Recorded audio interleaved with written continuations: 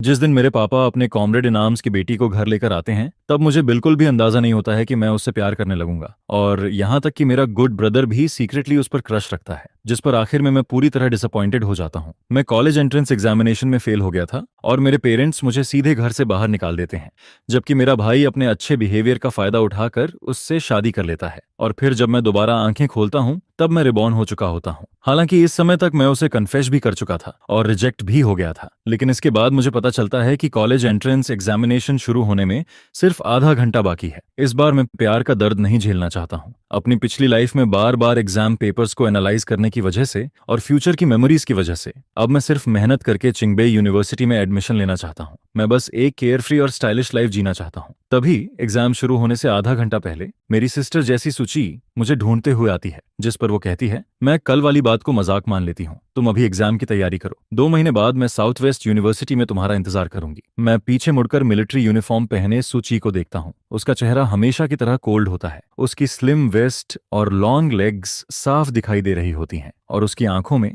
वही फेमिलियर नजर होती है, जिसे देखकर मैं कुछ देर तक कुछ बोल ही नहीं पाता हूँ, जिस पर वो हल्का सा भौहें चढ़ाती है। तब जाकर मैं रिएक्ट करता हूँ और तुरंत अपना पेन और एडमिट कार्ड उठा लेता हूँ। सिस्टर, टाइम ऑलमोस्ट हो चुका है, मैं पहले एग्जाम देने जा रहा हूँ। जिस पर सुची थोड़ी हैरानी से मुझे देखती है। उसे यकीन नहीं होता कि उसका वही छोटा भाई जो हमेशा उससे चिपका रहता था, आज इतना फ्री और इजी बिहेव कर रहा है। लेकिन मैं उसकी चमकती हुई आंखों की तरफ देखे बिना ही घर से बाहर भाग जाता हूँ और फिर एक टैक्सी लेकर एग्जाम सेंटर की तरफ निकल गया। इस बार मैं खुद को एक और चांस देता हूँ। मैं अब सुची के पीछे भागना नहीं चाहता हूँ। पिछली लाइफ में मैं पूरी जिंदगी भटकता रहा था, लेकिन इस बार मैं इस मौके को मजबूती से पकड़ना चाहता हूँ। मैं कॉलेज एंट्रेंस एग्जामिनेशन दूंगा, एक अच्छी यूनिवर्सिटी में एडमिशन लूंगा और फिर अपनी जिंदगी अपनी तरह जीऊंगा। मैं अलग अलग जगहों को देखूंगा, अलग अलग सीनरी को फील करूंगा और फिर जब एग्जाम खत्म होता है और मैं एग्जामिनेशन रूम से बाहर निकलता हूं, तब तक सनसेट हो चुका होता है। बाहर रिपोर्टर्स की भीड़ खड़ी होती है जो स्टूडेंट्स का इंटरव्यू लेने का इंतजार कर रही होती है। मैं उन्हें अवॉइड करके निकलना चाहता हूं, लेकिन तभी कोई मेरा रास्ता रोक देता है। वो लिन्यू होता है, जिस पर वो मुझे देखकर मुस्कुराता है और कहता है, सुना है कल तुम्हारा कन्फेशन रिजेक्ट हो गया था, तो क्या आज का एग्जाम उससे अफेक्ट हुआ? मैं अभी उसका जवाब देने ही वाला होता हूं कि तभी भीड़ के बीच से एक फेमिलियर फिगर अंदर आता है। वो मेरा वही गुड ब्रदर होता है जिसने सफेद शर्ट पहन रखी होती है। जिस पर वो तुरंत कहता है,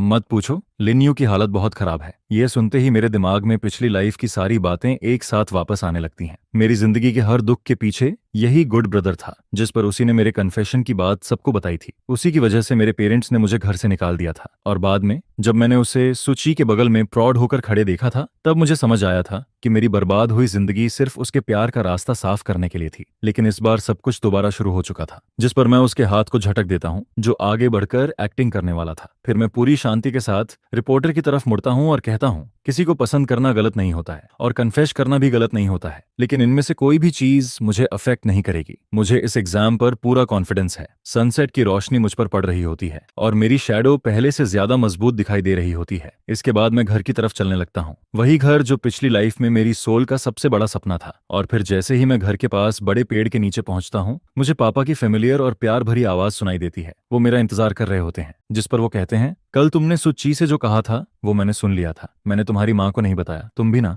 बच्चे हो अभी। सुची तुम्हारी सिस्टर है। पापा की आंखों में चिंता देखकर मेरा दिल भारी हो जाता है। पिछली लाइफ में मेरे कन्फेशन की वजह से मेरे पेरेंट्स भी लोगों की बातों के बीच फंस गए थे, जिस पर मैं धीरे से कहता हूँ, पापा, मैंने डिपेंडेंस को प्यार समझ लिया था, लेकिन अब फ्यूचर में सुची सिर्फ मेरी सिस्टर रहेगी। यह सुनकर मेरे पापा क्यों रोंग कुछ देर के लिए चुप हो गए थे। फिर वो मेरे साथ कंधे से कंधा मिलाकर कोर्टयार्ड की तरफ चलने लगते हैं और जैसे ही हम डोर खोलते हैं, वहां सुची पहले से खड़ी दिखाई देती है। पापा मेरे कंधे पर हाथ रखते हैं और घर के अंदर चले गए, जिस पर जाते हुए सनसेट की आखिरी रोशनी सुची के चेहरे पर पड़ रही होती है। मैं उसकी तरफ देखकर कहता हूँ, कल मेरी बेवकूफी की वजह से तुम्हें परेशान होना पड़ा। मेरा दिमाग शॉर्ट सर्किट हो गया था। मैं तुमसे अपोलोगाइज करता हूँ, तुम उस बात को दिल पर मत लेना। आगे हम हमेशा फैमिली रहेंगे। मेरी इतनी काम और सीरियस बात सुनकर सुची कुछ देर के लिए हैरान रह जाती है, क्योंकि कल तक मैं उसका हाथ पकड़कर उसे कन्फेस कर रहा था और आज एक ही रात में मेरा एटीट्यूड इतना बदल गया था, जिस पर उसके दिल में अजीब सा डाउट आने लगता है। वो सोचती है कि क्या मैंने सच में उसे छोड़ दिया है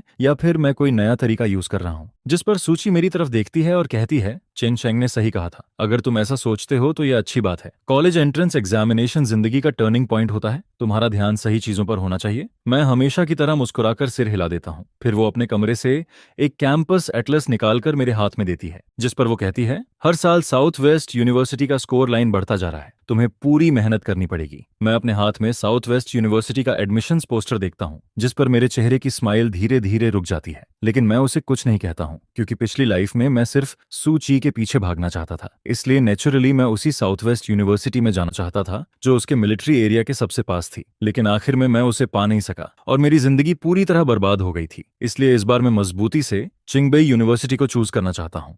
मैं वहाँ लिंग्विस्टिक्स पढ़ना चाहता हूँ। मैं अलग अलग कल्चर्स को समझना चाहता हूँ, अलग अलग लोगों की ट्रेडिशंस और कस्टम्स को जानना चाहता हूँ, और फिर इन सबको एक बुक में लिखना चाहता हूँ ताकि ज्यादा से ज्यादा लोग चाइना को समझ सकें और चाइना को पसंद कर सकें। वैसे भी फ्यूचर में हर इंसान की अपनी अलग लाइफ होती है, इसलिए किसी बात को लेकर जल्दी कॉन्शियस होने की जरूरत नहीं है। मैं एटलस लेकर अपने रूम में वापस आ जाता हूँ, रेडियो ऑन करता हूँ और फिर रिव्यू करना शुरू कर देता हूँ, जिसके बाद मैं डिनर तक बाहर नहीं निकलता। डिनर टेबल पर सबसे अनकंफर्टेबल सीन होता है। मैं कुछ देर के लिए थोड़ा डिस्ट्रैक्टेड हो जाता हूँ, जिस पर लिन्यू, तुम क्या सोच रहे हो? खाना अच्छा नहीं बना क्या? मेरी माँ मेरे बाउल में एक एग डालती है और वरीड होकर पूछती है। मैं सिर हिलाता हूँ, नहीं, खाना बहुत अच्छा है। जिस पर माँ तुरंत कहती है, अच्छा है तो ठीक है, तुम साउथ वेस्ट यूनिवर्सिटी जा सकते हो, तुम्हारी सिस्टर वहां आर्मी में है तो वो तुम्हारा ध्यान भी रख लेगी। मैं और तुम्हारे पापा अब बूढ़े हो रहे हैं, तुम कॉलेज चले जाओगे तो बार बार घर नहीं आ पाओगे, लेकिन अगर तुम्हारी सिस्टर वहां होगी तो हमें भी टेंशन नहीं रहेगी। मैं चॉपस्टिक्स पकड़ने वाले हाथ को थोड़ा कसकर पकड़ लेता हूँ। मेरे गले में जैसे कुछ अटक जाता है,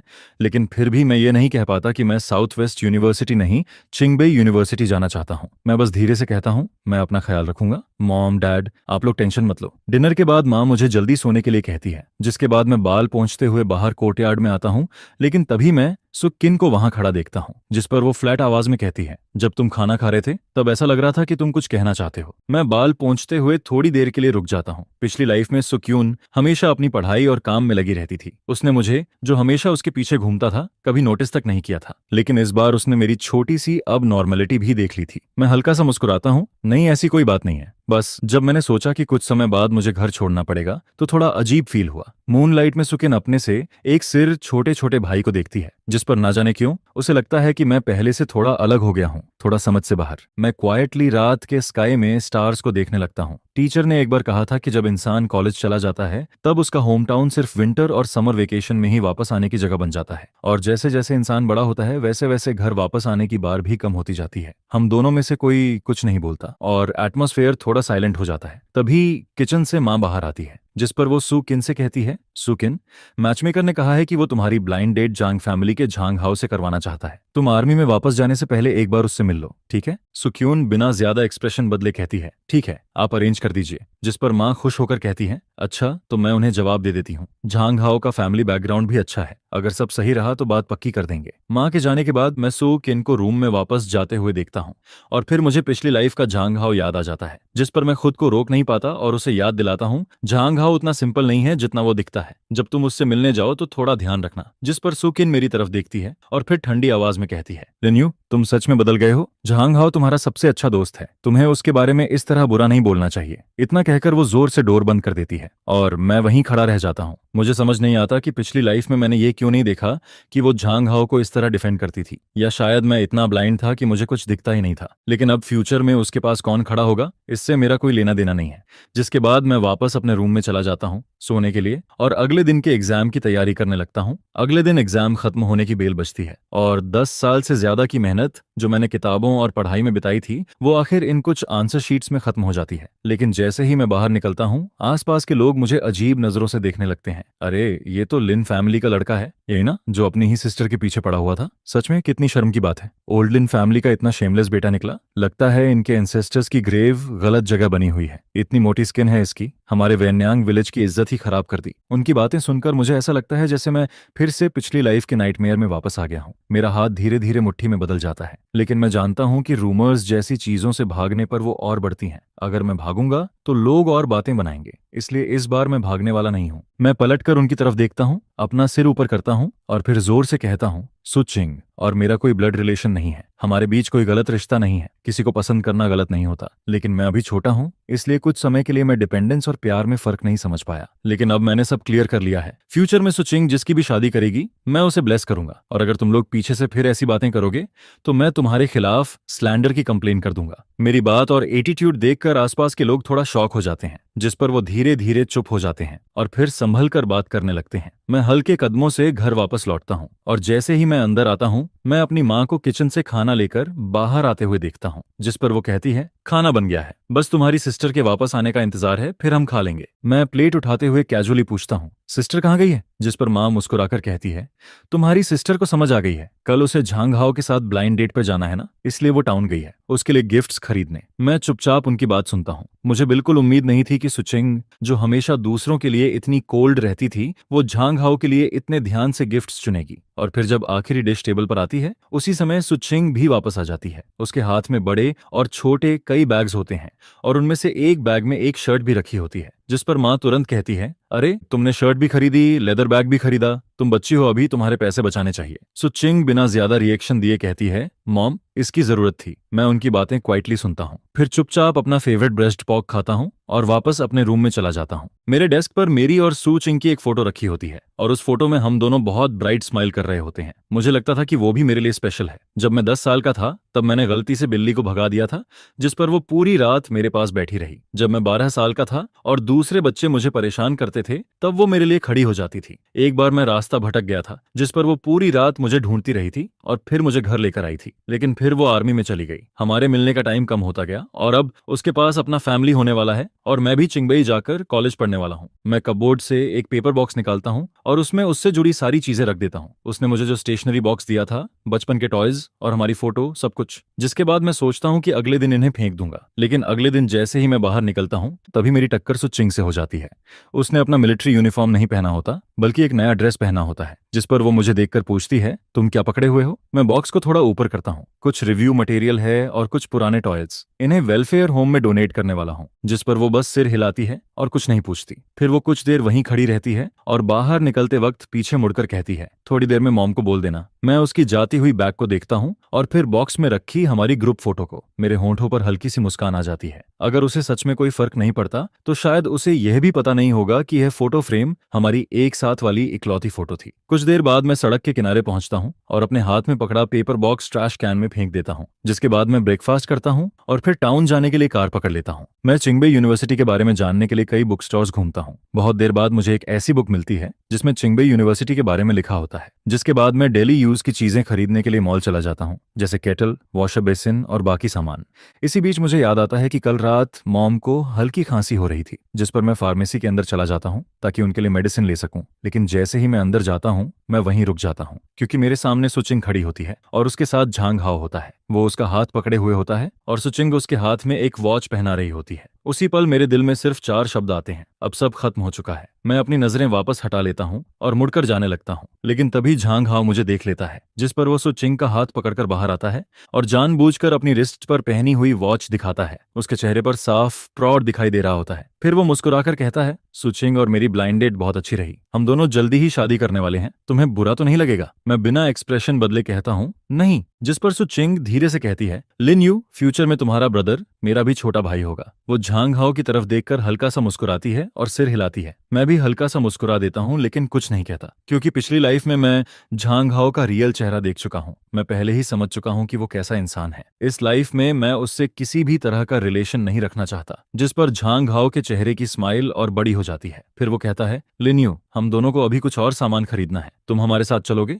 मैं तुरंत मना कर देता हूँ, मैं अपना सामान खरीद चुका हूँ, मैं पहले घर जा रहा हूँ। इतना कहकर मैं वहां से चला जाता हूँ और पीछे सुचिंग काफी देर तक मेरी जाती हुई बैग को देखती रहती है। उसके चेहरे पर कुछ इमोशंस आते हैं, लेकिन आखिर में वो कुछ नहीं कहती। घर पहुंचकर मैं मेडिसिन और सप्लीमेंट्स मॉम को दे देता हूँ, जिसके बाद मैं सीधे अपने रूम में चला जाता हूँ और चिंगबई की वो बुक खोलकर पढ़ना शुरू कर देता हूँ। रूम में बहुत शांति होती है और मुझे पता भी नहीं चलता कि कब बाहर अंधेरा हो जाता है। तभी डोर पर नॉक होती है। मैं डोर खोलता हूँ तो बाहर सुचिंग खड़ी होती है, जिस पर वो कहती है, मैंने देखा कि तुम्हारे रूम की लाइट अभी भी ऑन है, तुम अभी तक सोए नहीं? मैं बुक बंद करके कहता हूँ, बस अब सोने वाला हूँ। वो मेरी तरफ देखती है, लेकिन अचानक उसकी नजर मेरे डेस्क पर चली जाती है। फिर वो हल्का सा फ्राउन करके पूछती है, तुम्हारे डेस्क पर जो फोटो फ्रेम था वो कहाँ है? शायद उसे भी महसूस होने लगा था कि मैं इन दिनों उससे थोड़ा दूर दूर रहने लगा हूँ, और ना जाने क्यों उसे यह बात थोड़ी अजीब लग रही थी। मैं एक पल के लिए पीछे देखता हूँ और फिर जल्दी से झूठ बोल देता हूँ, गलती से टूट गया, रिपेयर के लिए दिया है। मुझे नहीं पता क्यों, लेकिन मेरा जवाब सुनने के बाद उसके चेहरे पर थोड़ा सुकून आ जाता है, जिस पर वो धीरे से कहती है, ठीक है, फिर जल्दी सो जाना। पिछली लाइफ में मैं उसके सामने कभी झूठ नहीं बोल पाता था, क्योंकि वो हमेशा मेरी बात समझ जाती थी, लेकिन इस बार उसने मेरा इतना आसान झूठ भी नहीं पकड़ा। मैं खुद पर हल्का सा हंसता हूँ, डोर बंद करता हूँ और फिर सो जाता हूँ। अगले कुछ दिनों तक मैं बस घर में रहता हूँ, किताबें पढ़ता हूँ और रिजल्ट का इंतजार करता हूँ। जहां तक सुचिंग की बात है, वो हर दिन सुबह जल्दी निकल जाती है और देर रात वापस आती है। वो झांग हाओ के साथ अपना रिलेशन और अच्छा बना रही होती है। दिन इसी तरह गुजरते जाते हैं और फिर 24 जून को, जिस दिन कॉलेज एंट्रेंस एग्जामिनेशन का रिजल्ट आने वाला होता है, मैं सुबह सुबह स्कूल पहुंच जाता हूँ। मैं अभी स्कूल गेट पर पहुंचा ही होता हूँ कि तभी एक सफेद सांताना कार मेरे सामने रुकती है, जिस पर कोई मुझे आवाज देता है, लिन्यू, तुम भी रिजल्ट देखने आए हो? मैं मुड़कर देखता हूँ तो कार से चेनशी बाहर निकलती है। उसके चेहरे पर स्माइल होती है। वो मेरी क्लास में थी। उसका फैमिली बैकग्राउंड बहुत अच्छा था।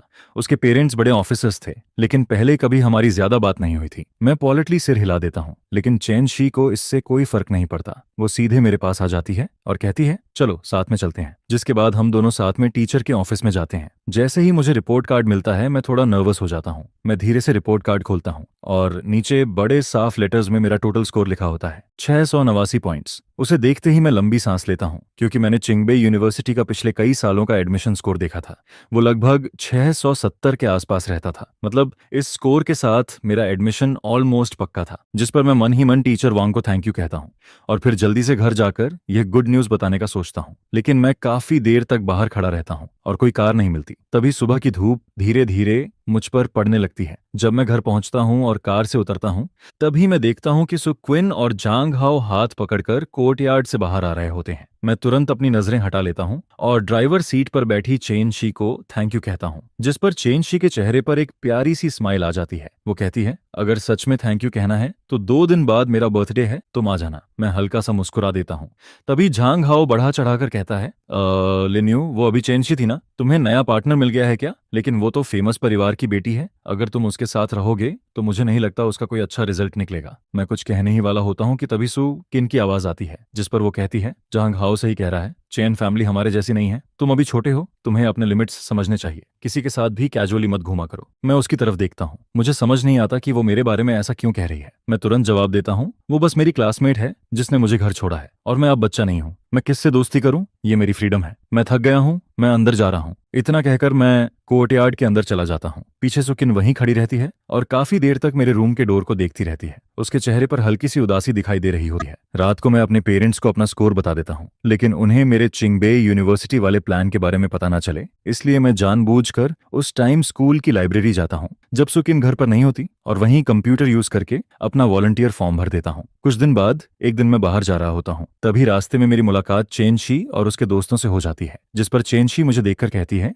लिन्यू, तुम स्केटिंग करने चलोगे? आज मेरा बर्थडे है और हम सब आइस रिंक जा रहे हैं। तभी मुझे याद आता है कि आज उसका बर्थडे है। मैं मना नहीं कर पाता और उसके साथ टाउन के सबसे बड़े आइस रिंक चला जाता हूँ। वहां पहुंचकर चेनशी मेरे पास स्केट्स लेकर आती है और पूछती है, तुमने पहले कभी स्केटिंग नहीं की ना? डरना मत, मैं तुम्हें सिखा दूंगी। हम दोनों स्केट्स पहन लेते हैं और फिर रिंक में जाते हैं। लेकिन जैसे ही मैं अंदर जाता हूँ, मैं दूसरी तरफ सुक्विन और जांग हाओ को देख लेता हूँ। मैं बस हल्का सा हेलो कहता हूँ, लेकिन सुकिन मुझे नहीं बल्कि चेनशी को ठंडी नजरों से देखती है। इसी बीच रिंक में म्यूजिक बजने लगता है और माहौल लाइवली हो जाता है। जांग हाओ सुचिन का हाथ पकड़कर अंदर चला जाता है और मैं चेनशी के साथ दूसरी तरफ चला जाता हूँ। क्योंकि ये पहली बार था, इसलिए मैं थोड़ा नर्वस था। मैं बस चेनशी का हाथ पकड़कर धीरे धीरे आगे बढ़ता हूँ, जिस पर वो कहती है, घुटनों को थोड़ा बेंड करो, बॉडी को बैलेंस रखो। हाँ, ऐसे। उसकी हेल्प से मैं धीरे धीरे स्केटिंग सीखने लगता हूँ। फिर मैं खुद ट्राई करना चाहता हूँ, लेकिन जैसे ही मैं उसका हाथ छोड़ता हूँ, 2 कदम चलते ही मेरा बैलेंस बिगड़ जाता है। अच्छा हुआ कि चेनशी तुरंत मुझे पकड़ लेती है और अगले ही पल हम दोनों बहुत पास आ जाते हैं। मैं उसकी खुशबू फील कर सकता हूँ और इस वजह से मैं थोड़ा अनकंफर्टेबल हो जाता हूँ। मैं जल्दी से खुद को संभालने की कोशिश करता हूँ, लेकिन तभी मेरी नजर थोड़ी दूर जाती है। वहां झांग हाओ दोनों हाथों से सुकिन की वेस्ट पकड़े हुए होता है। वो थोड़ा झुकता है और उसके होंठ सुकिन के चेहरे के बहुत करीब आ जाते हैं। आसपास के लोग ताली बजाने लगते हैं। मैं तुरंत अपनी नजरें हटा लेता हूँ। तभी चेनशी कहती है, चलो थोड़ा रेस्ट एरिया में चलते हैं। मैं सिर हिला देता हूँ। फिर चेनशी सोडा लेने चली जाती है और मैं अकेला खड़ा रहता हूँ। तभी एक स्टाइलिश कपड़े पहनी हुई लड़की मेरी तरफ स्केट करते हुए आती है और मुस्कुराकर कहती है, हैंडसम, अकेले क्यों खड़े हो? अपनी सिस्टर के साथ नहीं हो क्या? मैं कुछ कह पाता उससे पहले ही चेंशी वापस आ जाती है, लेकिन जैसे ही वो मुड़ती है मेरे स्केट्स फिसल जाते हैं और मैं सीधा उसकी तरफ गिर जाता हूँ। वो मुझे पकड़ने के लिए हाथ बढ़ाती है, लेकिन हम दोनों फिर से एक दूसरे से टकरा जाते हैं। इस बार हम पहले से भी ज्यादा करीब आ जाते हैं। मैं उसकी सॉफ्टनेस तक फील कर सकता हूँ। मेरा दिल तेज धड़कने लगता है। मैं अभी खुद को संभाल ही रहा होता हूँ कि तभी बगल से सुक्विन की गुस्से वाली आवाज आती है, तुम लोग क्या कर रहे हो? मैं और चेनशी तुरंत अलग हो जाते हैं। मैं देखता हूँ कि सुकिन हमें ठंडी नजरों से देख रही होती है, जिस पर वो गुस्से में कहती है, पब्लिक में इतनी बड़ी लड़की के साथ ऐसे चिपक कर खड़े हो, तुम्हें जरा भी लिमिट्स का पता है या नहीं? मेरे साथ घर चलो। इतना कहकर वो मेरा हाथ पकड़ लेती है। मैं जल्दी से कहता हूँ, सिस्टर आपने गलत समझा अभी। लेकिन तभी बगल में झांग हाओ अचानक जमीन पर गिर जाता है और दर्द से चिल्लाने लगता है, जिस पर सुकिन तुरंत उसकी तरफ मुड़ जाती है। वो घबराकर पूछती है, क्या हुआ? झांग हाओ अपना पैर पकड़कर कहता है, अभी गलती से किसी से टकरा गया, शायद मेरा पैर मुड़ गया है। जिस पर सुकिन तुरंत कहती है, मैं तुम्हें हॉस्पिटल लेकर चलती हूँ। जाने से पहले वो बस मेरी तरफ देखकर एक बात कहती है, तुम खुद घर चले जाना। मैं वहीं खड़ा रह जाता हूँ। तभी झांग हाओ जाते जाते पीछे मुड़कर मुझे देखता है। उसकी आंखों में साफ जीत वाली स्माइल होती है। उसी पल मुझे समझ आ जाता है कि उसने ये सब जानबूझकर किया है, लेकिन सुक्विन को ये बात बिल्कुल दिखाई नहीं देती। और एक बार फिर मुझे यकीन हो जाता है कि उसके दिल में झांग हाओ हमेशा मुझसे ज्यादा इंपॉर्टेंट रहेगा। अभी एक सेकंड पहले वो मुझे डांट रही थी और अगले ही पल झांग हाओ के लिए मुझे यहीं छोड़कर चली गई, लेकिन अब मुझे कोई फर्क नहीं पड़ता। मैं घर वापस आता हूँ और अपने रूम में जाकर बैग नीचे रख देता हूँ। तभी मेरा पेन होल्डर गिर जाता है और उसके अंदर से पेपर से बना हुआ एक रोज नीचे गिरता है। ये वही रोज होता है जो सू काडिन ने मेरे लिए फोल्ड किया था। मुझे याद आता है कि उस दिन उसने ये रोज बनाकर मेरे सिर पर हाथ रखा था और मुस्कुराकर कहा था, रो मत, इतना भी कोई बड़ी बात नहीं है। उस टाइम मैं बहुत देर तक दुखी रहा था और अब जब मैं इसे फिर से देखता हूँ तो मेरे दिल में एक अजीब सा दर्द उठता है। तभी बाहर से किसी की आवाज आती है, क्या ये लिन्यू का घर है? मैं बाहर जाता हूँ। डोर पर कुरियर वाला खड़ा होता है। वो मुझे एक डॉक्यूमेंट बैग देता है। मैं उसे तुरंत खोलता हूँ। उसके अंदर चिंगबे यूनिवर्सिटी का एडमिशन नोटिस होता है। सब कुछ आखिरकार ठीक हो गया था। जब रात को हम सब खाना खा रहे होते हैं तभी सुकिन वापस आती है, जिस पर वो कैजुअली कहती है, जांग हाओ ठीक है, बस थोड़ा सा स्प्रेन हुआ था। मैं उसे घर छोड़कर आ गई। मैं बिना कुछ बोले चुपचाप खाना खाता रहता हूँ। मैंने कुछ नहीं कहा था। तभी मेरे पेरेंट्स आर्मी की तरफ से भेजी हुई एक लेटर निकालते हैं, जिसमें लिखा होता है कि मुझे टीम में जल्दी वापस लौटना है, इसलिए मैं कल ही निकलूंगी। जिस पर मॉम कहती है, जब आर्मी की तरफ से बुलावा आया है तो फिर देर मत करना, वैसे भी तुम्हारी और झांग हाओ की शादी ही तो है। जिस पर सुकिन अनजाने में मेरी तरफ देखती है और मुझे सिर झुकाकर चुपचाप खाना खाते हुए देखती है। मैं बिल्कुल इंडिफरेंट रहता हूँ, जिसे देखकर उसके दिल में पता नहीं क्यों एक अजीब सा ब्लॉक फील होने लगता है। फिर वह कहती है, आधी छुट्टी तो वापस करनी ही पड़ी, शादी को थोड़ा पोस्टपोन कर देते हैं, साल के आखिर में कर लेंगे, तब तक देर नहीं होगी। वैसे भी तुम्हारा एडमिशन लेटर भी अब तक आ ही जाएगा। इसके बाद मॉम कहती है, झांग हाओ ने भी साउथ वेस्ट यूनिवर्सिटी में अप्लाई किया है, जब तुम दोनों साथ जाओगे तो रास्ते में भी एक दूसरे का ध्यान रख लोगे। जिस पर सुकैन भी सिर हिलाकर कहती है, हाँ तुम दोनों साथ जा सकते हो। यह सुनकर मुझे दोपहर में मिला हुआ नोटिस याद आता है, जिस पर मैं थोड़ा हेजिटेट करता हूँ। तभी सुक्विन मेरी तरफ देखकर कहती है, जब लिन्यू साउथ वेस्ट पहुंचे तो उसका थोड़ा ज्यादा ध्यान रखना। उसकी ये बात सुनकर मैं चुपचाप अपने मुंह में चावल का एक कौर डालता हूँ, लेकिन फिर भी कुछ नहीं कहता। मैं सोचता हूँ कि अभी कुछ कहने से मॉम बेवजह परेशान हो जाएगी, इसलिए वहां पहुंचने के बाद ही सब बताऊंगा। अगले दिन पूरा फैमिली बहुत सुबह उठ जाता है ताकि सूचिन को डोर तक छोड़ सके। मॉम बार बार कहती हैं, रास्ते में अपना ध्यान रखना, तुम्हें चेंशी का नेचर पता नहीं है, इसलिए तुम्हें उस पर थोड़ा ज्यादा ध्यान देना होगा, और वैसे भी स्कूल शुरू होने वाला है। मैं उसकी बातें चुपचाप सुनता रहता हूँ और एक बार भी उसे नहीं टोकता। ऐसा लगता है जैसे वह मेरे मुंह से कोई जवाब सुनने का इंतजार कर रही है, जिस पर मैं सिर्फ हल्का सा सिर हिलाता हूँ और कहता हूँ, हाँ मुझे पता है, अगर वह ऐसा ही सोचना चाहती है तो सोचती रहे। मैं अब उसे कुछ भी एक्सप्लेन नहीं करना चाहता था। फिर जैसे ही सुकिन गाड़ी में बैठने वाली होती है, तभी झांग हाओ लंगड़ाता हुआ वहां पहुंच जाता है, जिस पर वह जल्दी से कहता है, सुकिन मैं तुम्हें छोड़ने आया हूँ, मैं उन्हें डिस्टर्ब नहीं करता, बस उन्हें गुड बाय कहता हूँ और फिर मुड़कर वापस कोर्टयार्ड के अंदर चला जाता हूँ। जिस पर सुकिन मेरी जाती हुई बैग को देखती रह जाती है और पता नहीं क्यों उसके दिल में एक अजीब सा इमोशन उठने लगता है, जैसे शायद वह मुझे दोबारा कभी नहीं देख पाएगी। लेकिन अगले ही पल वह खुद अपनी इस सोच पर हंसने लगती है। आखिर मैं भी तो जल्द ही साउथ वेस्ट यूनिवर्सिटी आने वाला था और वहां जाकर हम फिर से मिल ही जाते। इसके बाद सुक्यून झांग हाओ से कुछ बातें करती है और फिर तुरंत मिलिट्री जीप में बैठकर वहां से निकल जाती है। फिर जब मैं अपने ड्रॉअर को अरेंज कर रहा होता हूँ तभी मुझे वहां 2 फैमिली फोटोज दिखाई देती हैं। एक फोटो तब की थी जब मैं बहुत छोटा था, जिसमें सिर्फ हम 3 लोग थे, जबकि दूसरी फोटो 2 साल पहले की थी, जिसमें हम 3 से 4 हो गए थे। जिस पर मैं काफी देर तक उन फोटोज को देखता रहता हूँ। फिर आखिर में मैं सिर्फ वही पुरानी फोटो निकालता हूँ जिसमें हम 3 लोग थे, और उसे अपने सूटकेस में रख देता हूँ। इसके बाद मैं अपना बाकी सामान पैक करता हूँ। पूरी रात मुझे कोई सपना नहीं आता और अगली सुबह मैं क्वाइटली घर से निकल जाता हूँ। उस समय मॉम और डैड दोनों अभी भी सो रहे होते हैं। जाने से पहले मैं एक बार उनके कमरे की तरफ मुड़कर देखता हूँ और धीरे से खुद से कहता हूँ, मॉम डैड अपना ध्यान रखना। जिस पर मैं हल्का सा हाथ हिलाता हूँ और फिर उस घर से बाहर निकल जाता हूँ जिसे मैंने शायद अपनी पूरी जिंदगी में पहली बार इतना ज्यादा प्यार किया था। और फिर आधे घंटे बाद मैं कैपिटल जाने वाली ट्रेन में बैठ जाता हूँ। अपने पिछले जन्म में मुझे गांव से निकाल दिया गया था। मैं सड़क पर घूमते हुए एक ऐसे इंसान की तरह जी रहा था जैसे कोई रैट सड़क पार करते वक्त हर किसी से डरता है। उस समय मेरी आंखों में सिर्फ लिली थी, लेकिन इस बार मैंने वही गलती दोबारा नहीं दोहराई। इस बार मैं सिर्फ अपने लिए जीना चाहता हूँ, जिस पर दूर आसमान में उगता हुआ सूरज धीरे धीरे पूरी होराइजन को अपनी रोशनी से रंगने लगता है और मुझे यकीन होने लगता है कि आगे मेरा इंतजार एक बिल्कुल नई जिंदगी कर रही है। फिर ट्रेन धीरे धीरे चलना शुरू करती है, जिसकी आवाज पूरे डिब्बे में गूंजने लगती है। मेरी आंखें एक्साइटमेंट और उम्मीद से भरी होती हैं, लेकिन क्योंकि मैं बहुत सुबह उठा था इसलिए मुझे थोड़ी नींद आने लगती है। और फिर आधी नींद में मुझे ऐसा फील होता है जैसे मैं किसी के शोल्डर पर टिका हुआ हूं, जिस पर मैं तुरंत घबराकर उठ जाता हूं।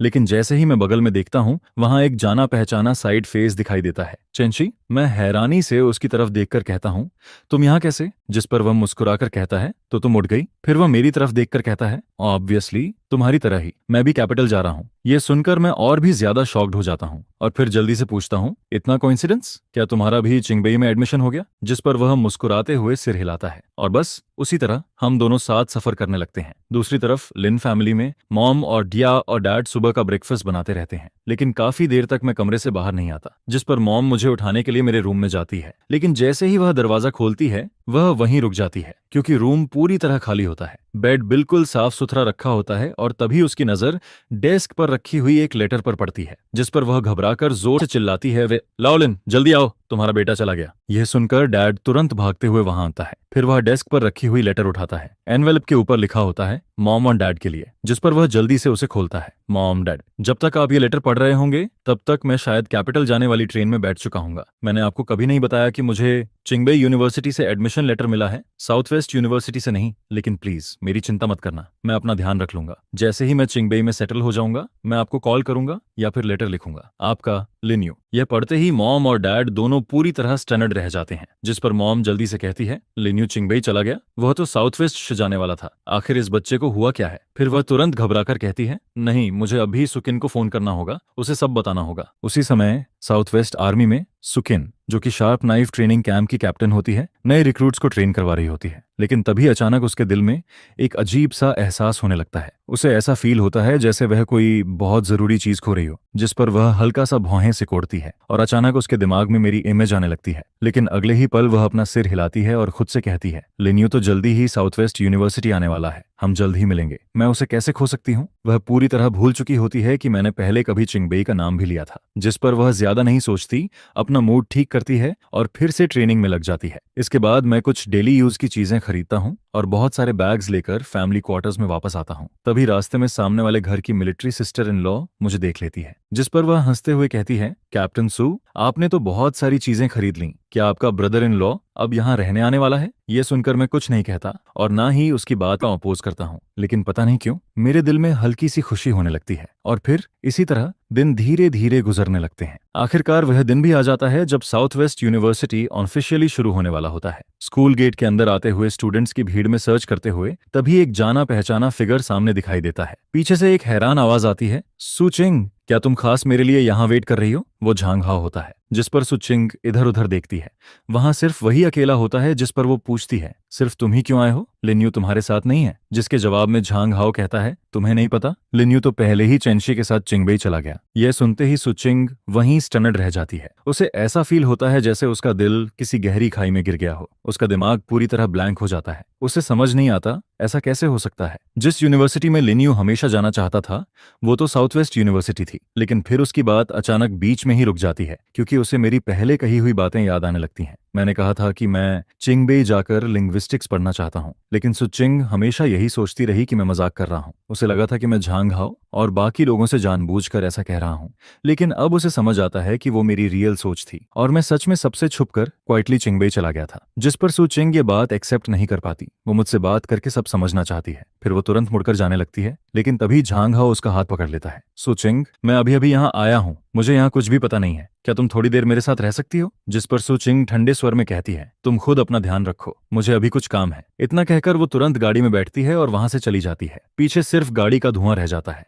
जिस पर झांग हाओ उसकी जाती हुई तरफ देखता है और दांत भींच लेता है। वो अंदर से बहुत अनविलिंग होता है, लेकिन फिर अगले ही पल उसके चेहरे पर मुस्कान आ जाती है। वो सोचता है, कोई बात नहीं, लिन्यू तो अब कैपिटल में बहुत दूर जा चुका है और अब सुचिंग के सबसे करीब वही है, अब उनके बीच कोई नहीं आएगा। इसके बाद सुचिंग फैमिली क्वार्टर्स वापस लौटती है। वहां पहुंचते ही वो जल्दी से फेंगयांग विलेज डिपार्टमेंट का नंबर डायल करती है और फिर इंतजार करने लगती है कि मॉम या डैड में से कोई फोन उठाए। लेकिन उसे पहले से ही पता होता है कि जवाब चाहे जो भी हो वो उससे सेटिस्फाई नहीं होगी, क्योंकि जिस जवाब की उसे सबसे ज्यादा उम्मीद थी वो शायद अब पॉसिबल नहीं था। तभी फोन पर मॉम की आवाज आती है, सुचिंग, आर्मी में सब ठीक है ना? जिस पर वो कहती है, मैं ठीक हूँ मॉम, मैंने फोन सिर्फ लिन्यू के बारे में पूछने के लिए किया है, क्या वो सच में चिंगबई चला गया? मॉम कहती है, हाँ, वो बच्चा तुम्हारे जाने के अगले ही दिन चुपचाप निकल गया था, बस एक लेटर छोड़ गया। यह सुनकर सुचिंग का दिल और भारी हो जाता है। फिर वो दोबारा पूछती है, क्या उसने लेटर में ये लिखा था कि वो बाद में कॉल करेगा? इसके बाद वो धीरे से कहती है, मॉम, अगर लिन्यू कोई एड्रेस या फोन नंबर छोड़ जाए तो मुझे जरूर बता देना। जिस पर मॉम कहती है, ठीक है, जब वो देगा मैं तुम्हें बता दूंगी। फोन कटने के बाद सुचिंग लंबे समय तक वहीं खड़ी रह जाती है। उसे अभी भी समझ नहीं आता कि मैं अचानक चिंगबई क्यों चला गया। क्या मैं उसे पसंद नहीं करता था? क्या मैं हमेशा उसके साथ नहीं रहना चाहता था? लेकिन तभी अचानक उसके दिमाग में चेनशी का चेहरा आता है, जिस पर उसका दिल अचानक जोर से धड़क उठता है। फिर उसके मन में एक ख्याल आता है, क्या ऐसा हो सकता है कि मैं सच में चेनशी से प्यार करने लगा हूं? जैसे ही ये 3 शब्द उसके दिमाग में आते हैं वो खुद ही शॉक हो जाती है, जिस पर वो कुछ देर तक समझ नहीं पाती कि उसे क्या करना चाहिए। लेकिन धीरे धीरे उसे मेरे लिए अपनी रियल फीलिंग्स समझ आने लगती हैं। दूसरी तरफ चिंगबई यूनिवर्सिटी में मैं एडमिशन प्रोसेस पूरा कर चुका होता हूँ। मुझे बिल्डिंग 5 के डॉर्मेट्री 502 में रूम मिलता है। डॉर्मेट्री में कुल 6 लोग रहते हैं। वहां ऊपर नीचे वाले आयरन बेड लगे होते हैं और बीच में एक बड़ी टेबल रखी होती है, जिस पर मैं डोर के पास वाला नीचे का बेड चुनता हूँ। फिर मैं अपना सामान अच्छे से सेट करता हूँ और उसके बाद बाहर जाकर घर फोन करता हूँ कि मैं सेफली पहुंच गया हूँ। लेकिन जैसे ही फोन कनेक्ट होता है उधर से मॉम की तेज आवाज सुनाई देती है, लिन्यू, तुम्हारी हिम्मत कैसे हुई? तुम हमसे छुपकर चिंगबई कैसे चले गए? जिस पर मैं धीरे से कहता हूँ, मॉम, मैंने आपको पहले ही बताया था कि मैं चिंगबई जाना चाहता हूँ। मॉम तुरंत कहती है, तो इसका मतलब ये नहीं कि तुम बिना बताए घर छोड़ दो? मैं कुछ सेकंड चुप रहता हूँ, फिर कहता हूँ, मॉम सॉरी। जिस पर मॉम का गुस्सा थोड़ा कम हो जाता है। फिर वो मुझसे स्कूल के बारे में, डॉर्मेटरी के बारे में और बाकी सब पूछती है। आखिर में वो कहती है, अपना कॉन्टैक्ट इन्फॉर्मेशन छोड़ दो। जिस पर मैं कहता हूँ, डॉर्मेटरी में कोई फोन नहीं है, सिर्फ नीचे गेट वाले रूम में एक फोन है। फिर मैं उन्हें नंबर और रूम नंबर बता देता हूँ, लेकिन साथ में ये भी कहता हूँ, वहां बहुत सारे कॉल्स आते हैं, इसलिए जरूरी नहीं कि हर बार मैं ही उठा पाऊं। फोन रखने के बाद बगल वाले बेड पर बैठा लड़का अचानक मुस्कुराकर कहता है, हेलो, मेरा नाम लियू वेई है। लियू वेई एक बहुत चीयरफुल और बातूनी बीजिंग का लड़का होता है, जिस पर थोड़ी ही देर में पूरे डॉर्मेट्री का माहौल अच्छा हो जाता है। फिर वो कहता है, नेशनल डे पर मैं तुम सबको बीजिंग घुमाऊंगा, कैसा रहेगा? बाकी लोग कहते हैं कि वो तो उस समय घर जाएंगे। फिर आखिर में लियू वेई मेरी तरफ देखता है, जिस पर मैं थोड़ा हेजिटेट करता हूँ, क्योंकि मैं सीक्रेटली चिंगबई आया हूँ। मुझे पता है कि सुचिंग वाली बात अभी खत्म नहीं हुई है। अगर मैं नेशनल डे पर वापस गया तो शायद मेरी उससे मुलाकात हो जाए, और अभी मैं उससे नहीं मिलना चाहता। जिस पर मैं कहता हूँ, नेशनल डे पर मैं वापस नहीं जाऊंगा, तब तुम मुझे बीजिंग घुमा देना। लियू वेई तुरंत खुश होकर कहता है, ठीक है, पक्का। वैसे इस साल मिलिट्री परेड भी होने वाली है, हम सब साथ में देखने चलेंगे। बाद में बातों बातों में मुझे पता चलता है कि मेरे बाकी रूममेट्स को डांस करना आता है, सिर्फ मैं ही ऐसा होता हूँ जिसे कुछ नहीं आता, जिस पर मुझे थोड़ी शर्मिंदगी फील होने लगती है। तभी उनमें से कोई कहता है, क्यों ना गर्ल्स डॉर्मेट्री के साथ डांस किया जाए? यह सुनते ही सब लोग तुरंत एग्री कर देते हैं, सिर्फ मैं अकेला हेजिटेट करता हूँ। जिस पर लियू वेई मेरी हालत देखकर हंसता है, फिर अपने सीने पर हाथ मारकर कहता है, अगर तुम्हें डांस नहीं आता तो कोई बात नहीं, मैं तुम्हें सिखा दूंगा। आखिर में मैं मजबूरी में सिर हिला देता हूँ। मैं चिंगबई सिर्फ इसलिए आया हूँ ताकि मैं एक नई जिंदगी शुरू कर सकूं। जिस पर मैं सोचता हूँ, अगर ऐसा है तो शुरुआत डांस सीखने से ही सही। हम सब इसी बारे में बात कर रहे होते हैं, तभी अचानक कॉरिडोर के बाहर से कोई जोर से आवाज लगाता है, क्या यहाँ लिन्यू रहता है? रूम 502 में कौन है? जिस पर डॉर्मेट्री के अंदर बैठे सभी लोग मेरी तरफ देखने लगते हैं, क्योंकि मुझे यहाँ आए हुए अभी सिर्फ 2 दिन ही हुए थे। मुझे लगा कहीं कुछ गड़बड़ तो नहीं हो गया। मेरा दिल अचानक कस जाता है। मैं जल्दी से लियू वेई से एक बात कहता हूँ और फिर भागकर नीचे गार्ड रूम की तरफ चला जाता हूँ। हम जिम्नेजियम में होंगे या फिर कैफेटेरिया में? मैं फोन उठाता हूँ और जल्दी से पूछता हूँ, डैड, मॉम, घर पर सब ठीक है ना? तभी दूसरी तरफ से एक जानी पहचानी लेकिन अनएक्सपेक्टेड आवाज आती है। लिन्यू मैं हूँ। मैं वहीं रुक जाता हूँ। मुझे बिल्कुल उम्मीद नहीं थी कि सुचिंग इतनी जल्दी मुझसे कांटेक्ट करेगी। कुछ देर तक दोनों तरफ साइलेंस रहता है। फिर मैं धीरे से कहता हूँ, सुचिंग। दूसरी तरफ सुचिंग फोन में मेरी आवाज सुनती है। उसने पहले से बहुत सारी बातें सोच रखी होती हैं, लेकिन जैसे ही मेरी आवाज सुनाई देती है उसके दिल में अजीब सा इमोशन आने लगता है। उसकी आवाज में हल्का सा गुस्सा भी आ जाता है। लिन्यू, क्या तुम्हें मुझसे कुछ नहीं कहना? फोन के दूसरी तरफ फिर कुछ देर तक साइलेंस छा जाता है, जिस पर सुचिंग और अनईजी हो जाती है। वो दोबारा कुछ कहने ही वाली होती है, तभी मेरी शांत आवाज आती है, दीदी जो कहना था वो मैं पहले ही कह चुका हूँ। अब मैं चिंगबई में हूँ, इसलिए आपको मेरी चिंता करने की जरूरत नहीं है। आगे चलकर आप और झांग हाओ साथ रहोगे। यह सुनते ही सुचिंग तुरंत पूछती है, तो तुम उसके कारण ऐसे कर रहे हो? मैं धीरे से कहता हूँ, अब इन बातों से कोई फर्क नहीं पड़ता दीदी। हम फैमिली हैं, लेकिन हर किसी की अपनी जिंदगी होती है और अब मुझे भी अपना गोल मिल गया है। आपको अब मेरी चिंता करने की जरूरत नहीं है। मेरी इतनी शांत बातें सुनकर सुचिंग के दिल में और भी बेचैनी होने लगती है। उसे ऐसा फील होता है जैसे फोन के दूसरी तरफ वाला मैं उससे बहुत दूर जा चुका हूँ, और तभी उसे पहली बार एहसास होता है कि वो अंदर से मेरी कितनी परवाह करती है। जब उसे मेरी तरफ से कोई आवाज नहीं आती तो मैं भी और बात नहीं बढ़ाना चाहता, इसलिए मैं फिर कहता हूँ, दीदी यहाँ मुझे अभी कुछ काम है, अभी के लिए रखता हूँ। इतना कहकर मैं फोन रख देता हूँ। कुछ देर वहीं खड़े होकर खुद को शांत करने के बाद मैं वापस गार्ड रूम से बाहर निकलता हूँ। फिर मैं लियू वेई और बाकी लोगों को जिम्नेजियम में ढूंढता हूँ। तब तक वो लोग गर्ल्स के साथ प्रैक्टिस शुरू कर चुके होते हैं। एक लड़का, एक लड़की। लिन्यू इधर आओ। मैं उनके पास जाता हूँ। लियू वेई मुझे कुछ गर्ल्स से ब्रीफली इंट्रोड्यूस करवाता है। फिर वो मुस्कुराकर कहता है, मुझे पता है तुम्हें डांस नहीं आता, इसलिए मैंने तुम्हारे लिए सबसे अच्छी डांस करने वाली लड़की छोड़ी है। मैं हैरानी से पूछता हूँ, कौन? जिस पर वो सामने की तरफ इशारा करता है। मैं उसकी तरफ देखता हूँ और वहीं रुक जाता हूँ। सफेद ड्रेस पहने हुए, पोनीटेल में बाल बांधे हुए एक लड़की मेरे सामने खड़ी होती है। वो चेंशी होती है। मेरी आंखें अचानक बड़ी हो जाती हैं। फिर मैं हल्का सा हंस पड़ता हूँ। तुम? चेंगसी भी मुस्कुराकर कहती है, हाँ लगता है हमारी डेस्टिनी काफी स्ट्रांग है। लियू वे दोनों को देखकर कहता है, अच्छा तुम दोनों पहले से एक दूसरे को जानते हो? तो फिर और भी अच्छा है। अब लिन यू तुम्हारे भरोसे है। चेंगसी सिर हिलाकर कहती है, तुम टेंशन मत लो। फिर वो मेरी तरफ देखकर कहती है, लिन यू। मैं थोड़ा ऑकवर्ड होकर कहता हूँ, मुझे बिल्कुल भी डांस नहीं आता। वो हल्का सा मुस्कुराती है, कोई बात नहीं, प्रेशर मत लो, मुझे छोड़ दो। इसके बाद चेंशी मुझे स्टेप बाय स्टेप सिखाना शुरू करती है। अपना हाथ यहाँ रखो, अब मेरे साथ फॉलो करो। वो मेरा हाथ पकड़ती है और धीरे धीरे मुझे आगे पीछे मूव करवाने लगती है। फिर वो मेरा हाथ ऊपर उठाती है और खुद हल्के से घूम जाती है। मैं घबरा जाता हूँ और तुरंत आंखें बंद कर लेता हूँ। मुझे लगता है मैं गिर जाऊंगा, लेकिन कुछ नहीं होता। फिर मेरे कानों में चेंशी की आवाज आती है, तुम कब तक मुझे ऐसे पकड़े रहोगे? मैं तुरंत आंखें खोलता हूँ और फिर देखता हूँ कि मैं उसके ऊपर गिरने ही वाला था, लेकिन उसने मुझे मजबूती से पकड़ रखा था। मेरी नजर उसकी मुस्कुराती हुई आंखों से मिलती है, जिस पर मेरे कान तुरंत लाल हो जाते हैं। मैं जल्दी से सीधा खड़ा होता हूँ और धीरे से उसे थोड़ा दूर करता हूँ। सॉरी और थैंक यू। वो मुस्कुराकर कहती है, कोई बात नहीं, चलो फिर से करते हैं। मैं सिर हिलाता हूँ। इस बार मैं पहले से भी ज्यादा ध्यान से प्रैक्टिस करता हूँ और आखिरकार इस बार मैं फिर से गलती नहीं करता। जिस पर चेंशी कहती है, इतना नर्वस होने की जरूरत नहीं है, डांस एक खुशी वाली चीज है, इसे एंजॉय करो। मैं उसकी बात सुनकर थोड़ा रिलैक्स होने की कोशिश करता हूँ और फिर कुछ देर तक प्रैक्टिस करता रहता हूँ। तभी लियू वेई हमारे पास आता है और पूछता है, तो प्रोग्रेस कैसी चल रही है? जिस पर चेंशी मेरी तरफ से जवाब देती है, टेंशन मत लो, जब तक मैं हूँ ये तुम्हें पीछे नहीं खींचेगा। लियू वेई हंसने लगता है, ठीक है, आज के लिए इतना काफी है, चलो खाना खाने चलते हैं। खाना खाते वक्त लियू वेई अचानक गॉसिप वाले मूड में पूछता है, लिन्यू अभी जो तुम्हें फोन आया था वो किसका था? मैं कहता हूँ, मेरी सिस्टर का। वो तुरंत हैरानी से कहता है, तुम्हारी सिस्टर भी है? मैं हल्का सा सिर हिलाता हूँ, लेकिन मैं सुचिंग के बारे में ज्यादा बात नहीं करना चाहता, इसलिए मैं टॉपिक बदल देता हूँ। तभी सामने बैठी चेंशी मेरी हालत समझ जाती है। वो कहती है, लिन्यू कैंप पार्टी में अब सिर्फ कुछ ही दिन बचे हैं, तुम्हें अच्छे से प्रैक्टिस करनी होगी। अगर चाहो तो तुम कभी भी मेरे पास आ सकते हो। मैं बिल्डिंग 1 रूम 401 में रहती हूँ। खाना खत्म होने के बाद मैं कुछ सेकंड सोचता हूँ, फिर आखिर में मैं उसके साथ दोबारा जिम्नेजियम में प्रैक्टिस करने चला जाता हूँ। समय बहुत जल्दी निकल जाता है। देखते ही देखते नए स्टूडेंट्स की पार्टी का दिन भी आ जाता है। स्टेज पर जाने से पहले चेंशी मेरी तरफ देखकर कहती है, डरो मत, मैं हूं ना। अगर बहुत नर्वस हो तो ऑडियंस की तरफ मत देखना, बस ऐसे सोचो जैसे हम अभी भी जिम्नेजियम में प्रैक्टिस कर रहे हैं। मैं उसकी बात सुनकर धीरे से सिर हिलाता हूँ। फिर म्यूजिक शुरू होता है। मैं चेंशी के साथ रिदम फॉलो करना शुरू करता हूँ। हम दोनों की टाइमिंग धीरे धीरे परफेक्टली मैच होने लगती है और जैसे जैसे मैं थोड़ा रिलैक्स होने लगता हूँ, तभी अचानक मेरी नजर नीचे ऑडियंस पर चली जाती है। इतने सारे लोगों को देखकर मेरा दिल फिर से घबरा जाता है। मेरे कदम भी बिगड़ जाते हैं और गलती से मैं चेंशी के पैर पर पैर रख देता हूँ, लेकिन अगले ही पल वो मुझे अपनी तरफ खींच लेती है। उसका एक हाथ मेरी कमर पर आ जाता है और मेरा हाथ उसके गले के पास चला जाता है। फिर वो मेरी ताकत के साथ घूमती है और धीरे से कहती है, मेरे साथ फॉलो करो। हम दोनों बहुत करीब आ जाते हैं। मैं उसकी सांस तक फील कर सकता हूँ, जिस पर मेरा दिल और भी तेज धड़कने लगता है। मेरा चेहरा तुरंत लाल हो जाता है, बिल्कुल एक एप्पल की तरह। और फिर इससे पहले कि मैं कुछ समझ पाऊं, परफॉर्मेंस खत्म हो जाती है। तभी ऑडियंस की तरफ से जोरदार तालियां बजने लगती हैं। जब हम सब स्टेज से नीचे उतरते हैं, तभी कोई हंसते हुए पूछता है, लिन्यू, तुम्हारा चेहरा इतना लाल क्यों है? उस पार्टी के बाद मेरी और चेनशी की दोस्ती और भी ज्यादा बढ़ जाती है। फिर उसके बाद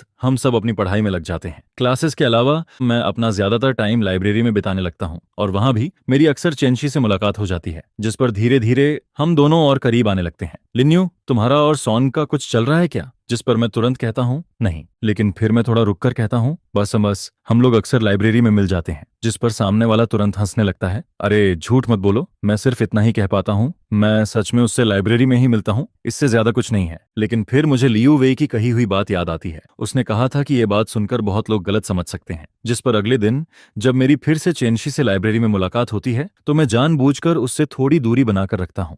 जिस पर चेनशी तुरंत समझ जाती है कि मैं ऐसा क्यों कर रहा हूँ। फिर उसे स्कूल में फैली हुई बातें याद आती हैं। वो मेरी तरफ देखती है और धीरे से कहती है, लिन्यू, लोगों की बातों की परवाह मत करो। अगर हम सच में साथ भी हों तो भी उससे किसी और को क्या फर्क पड़ता है। लेकिन मेरे पिछले जन्म का डर अभी भी मेरे अंदर होता है। लोगों की बातें पहले ही मेरी जिंदगी बर्बाद कर चुकी थी, और अब मैं खुद को दोबारा उसी व्हर्लपूल में नहीं फंसाना चाहता था। जिस पर मैं धीरे से कहता हूँ, आगे से मैं डॉर्मेटरी में ही पढ़ाई करूंगा। यह सुनकर चेनशी कुछ पल के लिए चुप रह जाती है। वो मेरी सिकुड़ी हुई भौहों को देखती है, लेकिन आखिर में कुछ नहीं कहती। इसके बाद हम दोनों जानबूझकर एक दूसरे से कम मिलने लगते हैं, और कुछ समय बाद लोगों की गॉसिप भी धीरे धीरे खत्म हो जाती है। जिस पर मैं राहत की सांस लेता हूँ और पहले से भी ज्यादा पढ़ाई में लग जाता हूँ। देखते ही देखते नेशनल डे आ जाता है। डॉर्मेटरी के बाकी सब लोग अपने अपने घर चले जाते हैं, सिर्फ मैं और लियू वेई वहीं रहते हैं। जिस पर लियू वेई कहता है, इस साल नेशनल डे पर परफॉर्मेंस होने वाली है, चलो साथ में देखने चलते हैं। मैं सिर हिलाकर कहता हूँ, ठीक है। ऐसी परफॉर्मेंस हर साल नहीं होती। जब कैपिटल आए हैं तो इसे मिस नहीं करना चाहिए। इसके बाद हम दोनों स्कूल गेट से बाहर निकलते हैं,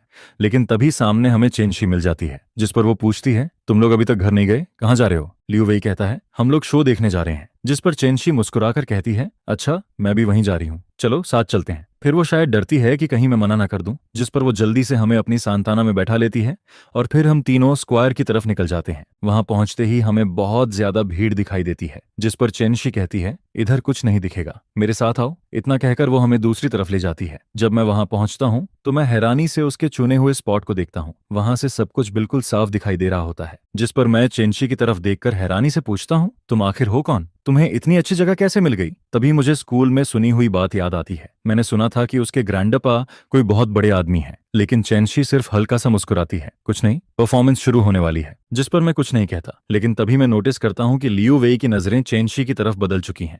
उसकी आंखों में कुछ अलग सा इमोशन दिखाई देता है। जिस पर मैं थोड़ा शॉक्ड होता हूं, लेकिन ज्यादा नहीं सोचता, क्योंकि तभी सामने परफॉर्मेंस शुरू हो जाती है। तोपों की आवाज गूंजने लगती है। सोल्जर्स के कदमों की आवाज पूरे मैदान में सुनाई देने लगती है। एक के बाद एक लाइन हमारे सामने से गुजरती है। जिस पर मैं सामने के सीन को देखकर पूरी तरह खो जाता हूँ। मेरे सामने न्यू डायनेस्टी की ताकत दिखाई दे रही होती है। लेकिन तभी मेरी नजर सामने खड़े एक सीधे ऊंचे फिगर पर जाकर रुक जाती है, जिस पर मैं अचानक शॉक हो जाता हूँ। मेरी आंखें बड़ी हो जाती हैं। वो सो चिंग होता है। मैं यकीन ही नहीं कर पाता कि वो कैपिटल तक आ गया और इस परफॉर्मेंस का हिस्सा भी बना हुआ है। जिस पर मेरा दिमाग पूरी तरह उलझ जाता है। तभी मेरे कानों में आवाज आती है, लिन्यू, लिन्यू। मैं अचानक होश में आता हूँ। जिस पर चेनशी मेरी तरफ देख रही होती है। तुम अभी क्या सोच रहे थे? मैं जल्दी से कहता हूँ, कुछ नहीं। लेकिन जैसे ही मैं सिर घुमाता हूँ, मैं देखता हूँ कि चेनशी मुझे ध्यान से देख रही है।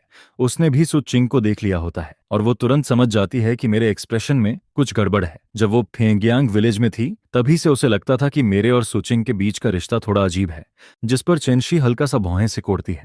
उसके दिल में थोड़ा अनकंफर्टेबल फील होता है, लेकिन फिर भी वो कुछ नहीं कहती। परफॉर्मेंस खत्म होने के बाद हम तीनों वापस स्कूल लौटते हैं। जिस पर लियू वेई और मैं कार से उतरते हैं और डॉर्मेटरी की तरफ जाने लगते हैं। लेकिन तभी लियू वेई अचानक रुक जाता है। फिर वो मेरी तरफ देखकर कहता है, लिन्यू, मैंने डिसाइड कर लिया है। मैं उसकी तरफ देखता हूँ। क्या? वो गहरी सांस लेकर कहता है, मैं चेनशी को प्योर्स करना चाहता हूँ। यह सुनते ही मैं लगभग चिल्ला पड़ता हूँ। मैं शॉक्ड होकर उसकी तरफ देखता हूँ। क्या कहा तुमने? लियू वेई मेरी तरफ देखता है। लिन्यू, मुझे लगता है कि मैं उसे पसंद करने लगा हूँ। मैं अभी भी शॉक में खड़ा रहता हूँ, लेकिन इससे पहले कि मैं कुछ बोलूं, वो मेरा हाथ पकड़ लेता है और मुझे खींचकर डॉर्मेटरी में ले जाता है। फिर वो मुझे टेबल के सामने बैठा देता है और मेरे हाथ में पेन पकड़ा देता है। अगर तुम नहीं लिखोगे तो मैं खुद लिखूंगा, बाद में तुम बस देख लेना कि ठीक है या नहीं। जिस पर मैं मजबूरी में सिर हिला देता हूँ। लेकिन तभी डॉर्मेटरी का दरवाजा खटखटाता है। सामने वाले रूम का लड़का अंदर झांकता है और कहता है, 502 वाले लिन्यू कौन है? स्कूल गेट पर कोई तुम्हें ढूंढ रहा है। यह सुनकर मैं कुछ पल के लिए रुक जाता हूँ। मुझे समझ नहीं आता कि मुझे यहाँ कौन ढूंढने आएगा, लेकिन तभी अचानक मेरे दिमाग में एक फेमिलियर आवाज आती है। क्या वो इतनी जल्दी यहाँ तक पहुंच गया? मैं लियू वेई से एक बात कहता हूँ और फिर जल्दी से स्कूल गेट की तरफ चला जाता हूँ और दूर से ही मैं सुचिंग को खड़ा हुआ देख लेता हूँ। वो आर्मी यूनिफॉर्म पहने हुए होता है। वो चुपचाप वहीं खड़ा रहता है, लेकिन उसका चेहरा पहले से थोड़ा ज्यादा थका हुआ दिखाई देता है। उधर वो भी मुझे देख लेता है। मैंने सफेद शर्ट पहनी होती है।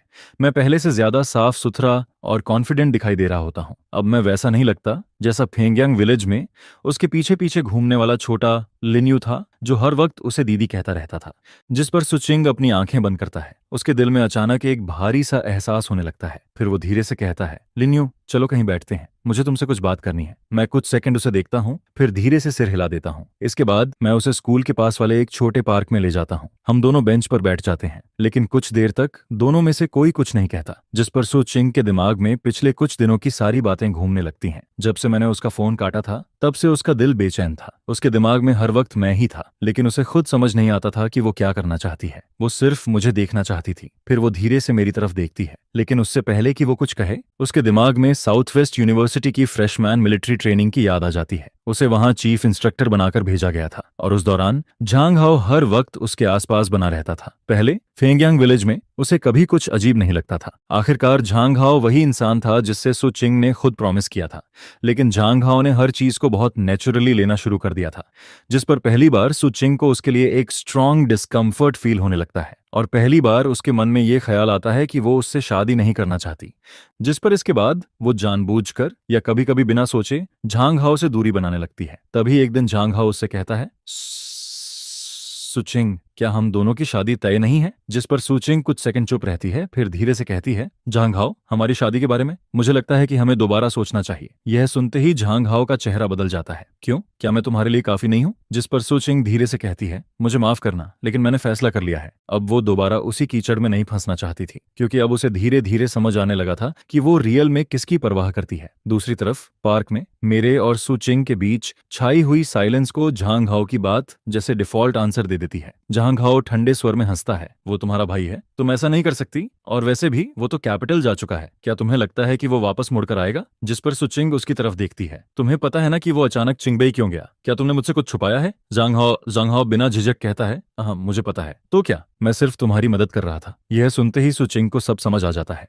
उसे पता चल जाता है कि मैं उससे अचानक दूर क्यों होने लगा था, और इसके पीछे झांग हाओ ही था। जिस पर उसकी आंखें ठंडी हो जाती हैं। वो धीरे से कहती है, तुमने आखिर उससे क्या कहा था? झांग हाओ कहता है, मैंने बस उसे बता दिया था कि उसने तुमसे जो कन्फेशन किया था उसके बारे में मुझे पता है। फिर वो आगे कहता है, लेकिन जिस चीज ने उसे पूरी तरह हार मानने पर मजबूर किया वो ये था कि तुम मेरे साथ ब्लाइंड डेट पर जा रही थी। उसे लगा कि तुम और मैं पहले से साथ हैं। यह सुनते ही सुचिंग वहीं खड़ी रह जाती है, जिस पर उसे अचानक सब याद आने लगता है। इसलिए मैंने उससे कन्फेशन करने के अगले ही दिन कैपिटल जाने का फैसला किया था, क्योंकि मैं नहीं चाहता था कि वो गिल्ट फील करे। और फिर जब वो चिंगबई आया तो मैंने उसकी हर बात को गलत समझ लिया और उसी ने मुझे उससे और दूर कर दिया। अब सुचिंग को पूरी सच्चाई समझ आ जाती है। उसे पता चल जाता है कि मैं उससे सच में प्यार करता था, और ये भी कि मैं पूरी बात जान चुका था। जिस पर वो सोचती है कि चाहे कुछ भी हो जाए वो मुझसे जरूर मिलेगी, वो मुझसे माफी मांगेगी, और जब तक मैं नाराज नहीं हूं तब तक शायद सब कुछ अभी भी ठीक हो सकता है। इसके बाद वो वापस आर्मी चली जाती है। फिर जब उसे पता चलता है कि उसे मिलिट्री परेड के लिए कैपिटल भेजा जा रहा है तो वो इतनी खुश हो जाती है कि पूरी रात सो भी नहीं पाती। जिस पर वो तुरंत हाफ ईयर के लिए कैपिटल मिलिट्री रीजन में स्टडी करने की एप्लीकेशन भी दे देती है। तभी मेरी आवाज उसकी सोच को बीच में रोक देती है, अगर तुम्हें कुछ नहीं कहना तो मैं वापस जा रहा हूँ। यह सुनते ही सुचिंग अचानक होश में आती है। फिर वो जल्दी से मेरा हाथ पकड़ लेती है जब मैं उठकर जाने वाला होता हूँ। मत जाओ लिन्यू। मैं कुछ पल के लिए रुक जाता हूँ। उसकी आवाज में जो जिद होती है उसे सुनकर मुझे एक पल के लिए ऐसा इल्यूजन होने लगता है जो शायद कभी सच नहीं हो सकता। लेकिन फिर मैं सिर हिलाता हूँ और उसकी तरफ देखकर कहता हूँ, तुम आखिर मुझसे कहना क्या चाहती हो? जिस पर सुचिंग सामने बैठे हुए मुझे देखती है। वो मुझे बचपन से जानती थी। उसने कभी इमेजिन भी नहीं किया था कि उसके मन में मेरे लिए ऐसी फीलिंग्स होंगी। अगर उसे पहले पता होता तो शायद जिस दिन मैंने उससे कन्फेशन किया था उस दिन वो मुझे इतनी बेरहमी से रिजेक्ट नहीं करती और ना ही झांग हाओ के साथ ब्लाइंड डेट पर जाती। लेकिन अब उसे अपने दिल की बात समझ आ गई थी और शायद अभी भी बहुत देर नहीं हुई थी। जिस पर वो धीरे से कहती है, लिन्यू, पहले जो कुछ भी हुआ वो सब मेरी गलती थी, लेकिन अब मुझे साफ समझ आ गया है कि मैं भी तुम्हें पसंद करती हूँ। लेकिन वो अपनी बात पूरी भी नहीं कर पाती क्योंकि मैं अचानक खड़ा हो जाता हूँ। मेरी आंखों में एक ऐसा इमोशन होता है जिसे वो समझ नहीं पाती,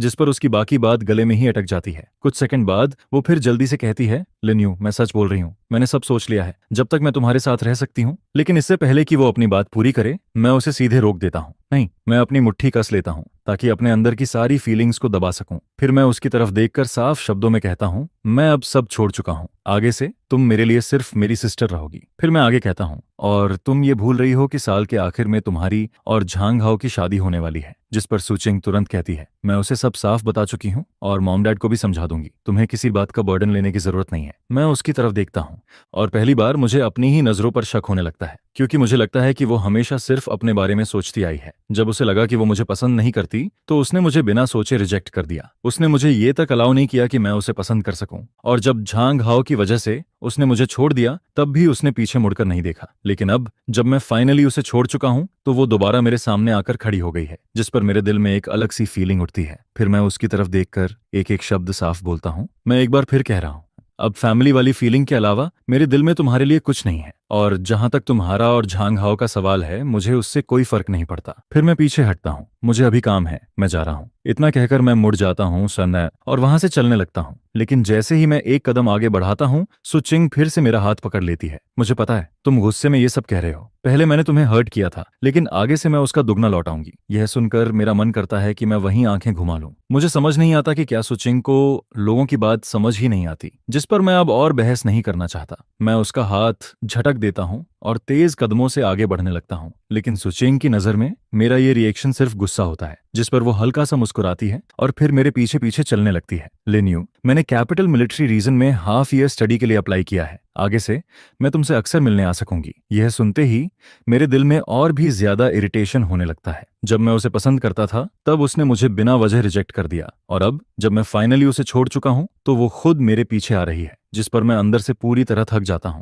फिर जैसे ही मैं स्कूल गेट तक पहुंचता हूं, मैं उसकी तरफ मुड़कर कहता हूं, तुम वापस जाओ, मैं अंदर जा रहा हूं, उस आता हूं। इतना कहकर मैं उसके जवाब का इंतजार भी नहीं करता और मुड़कर स्कूल के अंदर जाने लगता हूं। लेकिन मैं मुश्किल से कुछ कदम ही चलता हूं कि तभी पीछे से एक बार फिर कोई ताकत मुझे पकड़ लेती है। मैं थोड़ा इरिटेटेड होकर पीछे मुड़कर देखता हूं, लेकिन सामने जो चेहरा दिखाई देता है उसे देखकर मैं वहीं रुक जाता हूं। वो झांग हाओ होता है। मैं कुछ समझ पाऊं उससे पहले ही वो सीधे मेरे चेहरे पर मुक्का मार देता है। लिन्यू, तुम जैसे कचरे की हिम्मत कैसे हुई? उसका पंच सीधे मेरे चेहरे पर लगता है, जिस पर मैं लड़खड़ाकर पीछे हट जाता हूँ। फिर झांग हाओ जोर से चिल्लाता है, चिंगबई के टीचर्स को पता है कि तुम इतने नीचे गिर चुके हो कि तुम किसी और की फियांसे को छीनने की कोशिश कर रहे हो। उसकी आवाज इतनी तेज होती है कि आसपास के स्टूडेंट्स और टीचर्स भी रुककर हमारी तरफ देखने लगते हैं, जिस पर मेरे अंदर अचानक गुस्सा भर जाता है। पिछले जन्म में लोगों ने मुझ पर ऐसे ही झूठे इल्जाम लगाए थे। वही घुटन, वही सफोकेशन फिर से मेरे अंदर लौट आती है, लेकिन इस बार मैं खुद को संभाल लेता हूँ। फिर मैं उसकी तरफ देखकर कहता हूँ, झांग हाओ, झूठ मत फैलाओ। अगर तुमने और कुछ कहा तो मैं सीधे स्कूल में कंप्लेंट करूंगा।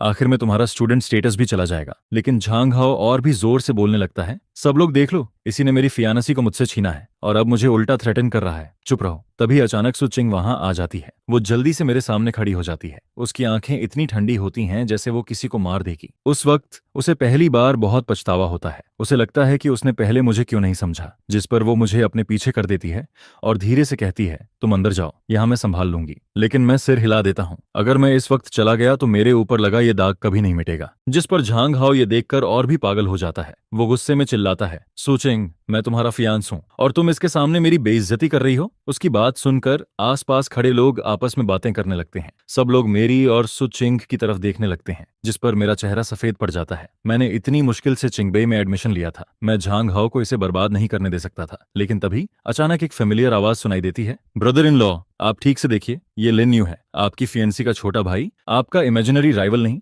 मैं मुड़कर देखता हूँ, वो चेनशी होता है। वो मेरे पास आता है, फिर सुचिंग की तरफ देखकर कहता है, सिस्टर सू, आप भी यहाँ हैं? इतना कहने के बाद वो मेरी तरफ देखता है, फिर मेरे चेहरे पर पड़े लाल निशान को छूता है, जिस पर उसके चेहरे पर गुस्से की एक झलक आ जाती है। ये किसने किया? फिर वो मेरी तरफ देखकर कहता है, लिन्यू, किसी ने तुम्हें मारा और तुमने वापस कुछ नहीं किया? इतना कहकर वो धीरे से मेरा चेहरा छूता है, जिस पर सुचिंग की भौहें सिकुड़ जाती हैं। वो जैसे उसे रोकना चाहती है, लेकिन तभी चेनशी उसके करीब जाकर धीरे से कहता है, जल्दी से इसे यहाँ से ले जाइए, क्या आप चाहती हैं कि लिन्यू को चिंगबई से निकाल दिया जाए? यह सुनते ही सो चिंग कुछ सेकंड के लिए चुप हो जाती है। फिर वो मेरी तरफ देखती है और तुरंत झांग हाओ को पकड़कर वहां से ले जाती है। उस वक्त तक झांग हाओ खुद भी समझ नहीं पाता कि हुआ क्या है। उन दोनों के जाने के बाद चेंशी आसपास खड़े लोगों की तरफ मुड़ता है। फिर वो हल्का सा हंसकर कहता है, कोई बात नहीं, वो आदमी लिन्यू का ब्रदर इन लॉ है। उसका दिमाग थोड़ा ठीक नहीं है, क्योंकि लिन्यू अपनी सिस्टर के काफी क्लोज है, इसीलिए वो उसे हमेशा अपना इमेजिनरी एनिमी समझता है। इतना कहने के बाद वो मेरा हाथ पकड़ता है और मुझे कैंपस के अंदर ले जाता है। लेकिन मैं अभी भी शॉक में होता हूँ, क्योंकि चेंशी ने अभी अभी झांग हाओ को मेरा ब्रदर इन लॉ कहा था। जब तक हम कैंपस के अंदर पहुंचते हैं तब तक भी मैं उसी बारे में सोच रहा होता हूँ। फिर अचानक मेरे चेहरे में हल्का सा दर्द होता है, जिस पर मैं फाइनली होश में आता हूँ। मैं धीरे से कहता हूँ, थैंक यू, अभी तुमने मेरी मदद की। जिस पर चेंशी मेरी तरफ देखकर कहता है, डॉर्मेट्री में मेडिसिन है, तुम्हारे चेहरे पर जल्दी कुछ लगाना पड़ेगा। मैं सिर हिला देता हूँ, लेकिन तभी मुझे फील होता है कि चेंशी थोड़ा गुस्से में है। जिस पर मैं धीरे से पूछता हूँ, क्या तुम नाराज हो? वो तुरंत कहता है, जिसने तुम्हें मारा उससे नहीं, मैं तुमसे नाराज हूँ। मैं उसकी तरफ हैरानी से देखता हूँ। फिर वो कहता है, किसी ने तुम्हें मारा और तुमने वापस कुछ नहीं किया। तुम्हारी सिस्टर तुम्हारे बगल में खड़ी थी, लेकिन वो तुम्हारी प्रोटेक्शन भी नहीं कर पाई। मैं कुछ सेकंड चुप रहता हूँ, फिर धीरे से कहता हूँ, तुम्हारी नजर सच में बहुत खराब है। वो मेरी तरफ देखता है जैसे समझ नहीं पाता। जिस पर मैं आगे कहता हूँ, तुम मुझे जानते हो फिर भी उसे पसंद करते हो? मुझे लगता है कि चेंशी समझ गया कि मैं क्या कहना चाहता हूँ, लेकिन फिर वो अचानक कहता है, फिंगैंग विलेज में ही मैंने देख लिया था, तुम उससे अलग हो। मैं उसकी तरफ देखकर धीरे से कहता हूँ, वो सब खत्म हो चुका है, आगे से वो सिर्फ मेरी सिस्टर रहेगी। यह सुनते ही चेंशी कुछ सेकंड के लिए चुप हो जाता है। वो लगातार मेरी तरफ देखता रहता है। उसकी नजरें इतनी सीधी होती हैं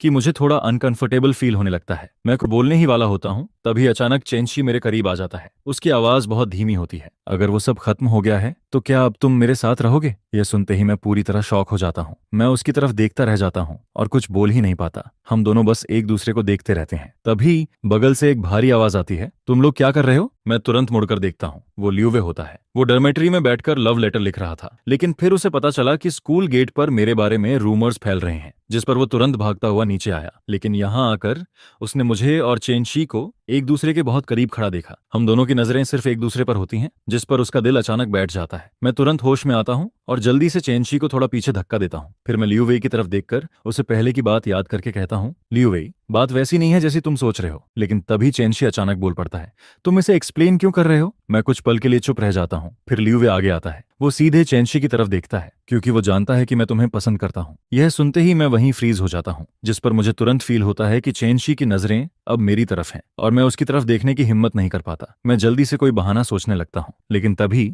एक लड़का भागता हुआ आता है। लिन्यू, टीचर आपको बुला रहे हैं। मैं तुरंत कहता हूँ, ठीक है, मैं अभी आता हूँ। लेकिन तभी चेंशी कहता है, मैं भी चलूंगा। और लियू वेई भी तुरंत बोलता है, मैं भी। जिस पर आखिर में मैं अकेला ऑफिस के अंदर जाता हूँ और चेंशी और लियू वे बाहर मेरा वेट करने लगते हैं। बाहर लियू वेई अचानक चेंशी की तरफ देखकर पूछता है, क्या तुम सच में लिन्यू को पसंद करते हो? जिस पर चेंशी बिना झिझक सिर हिला देता है। लेकिन लियू वेई फिर धीरे से कहता है, लेकिन मैं देख सकता हूँ कि लिन्यू तुम्हें उस नजर से नहीं देखता। चेंशी उसकी तरफ देखकर कहता है, मुझे पता है, लेकिन अभी नहीं। इसका मतलब ये नहीं कि आगे भी नहीं। मुझे फ्यूचर पर भरोसा है। लियू वेई कुछ सेकंड चुप रहता है, फिर वो धीरे से कहता है, लेकिन तुम एक बड़े फैमिली से हो। अगर तुम सच में लिन्यू के साथ हुए तो क्या तुम्हारा फैमिली एक आम लड़के को एक्सेप्ट करेगा? यह सुनते ही चेंशी की आंखें हल्की सी बदल जाती हैं। फिर वो धीरे से कहता है, तो तुम मुझे सच में पसंद नहीं करते, तुम्हें सिर्फ मेरे पीछे खड़े फैमिली बैकग्राउंड से मतलब है। लियू वे कुछ सेकंड के लिए चुप हो जाता है। फिर वो धीरे से कहता है, सॉरी, मैं बस, जब तक मुझे पसंद है और जब तक सामने वाला एक काइंड मैन है, मेरी फैमिली कभी ऑब्जेक्शन नहीं करेगी। अगर मैं नहीं चाहती तो मैं मना भी कर सकती हूँ। अब नया जमाना है, ये पहले वाला फ्यूडल सोसाइटी नहीं रहा। जिस पर लियू वेइमेंग उसकी तरफ देखता है और उसकी आंखों में एक चमक सी दिखाई देती है,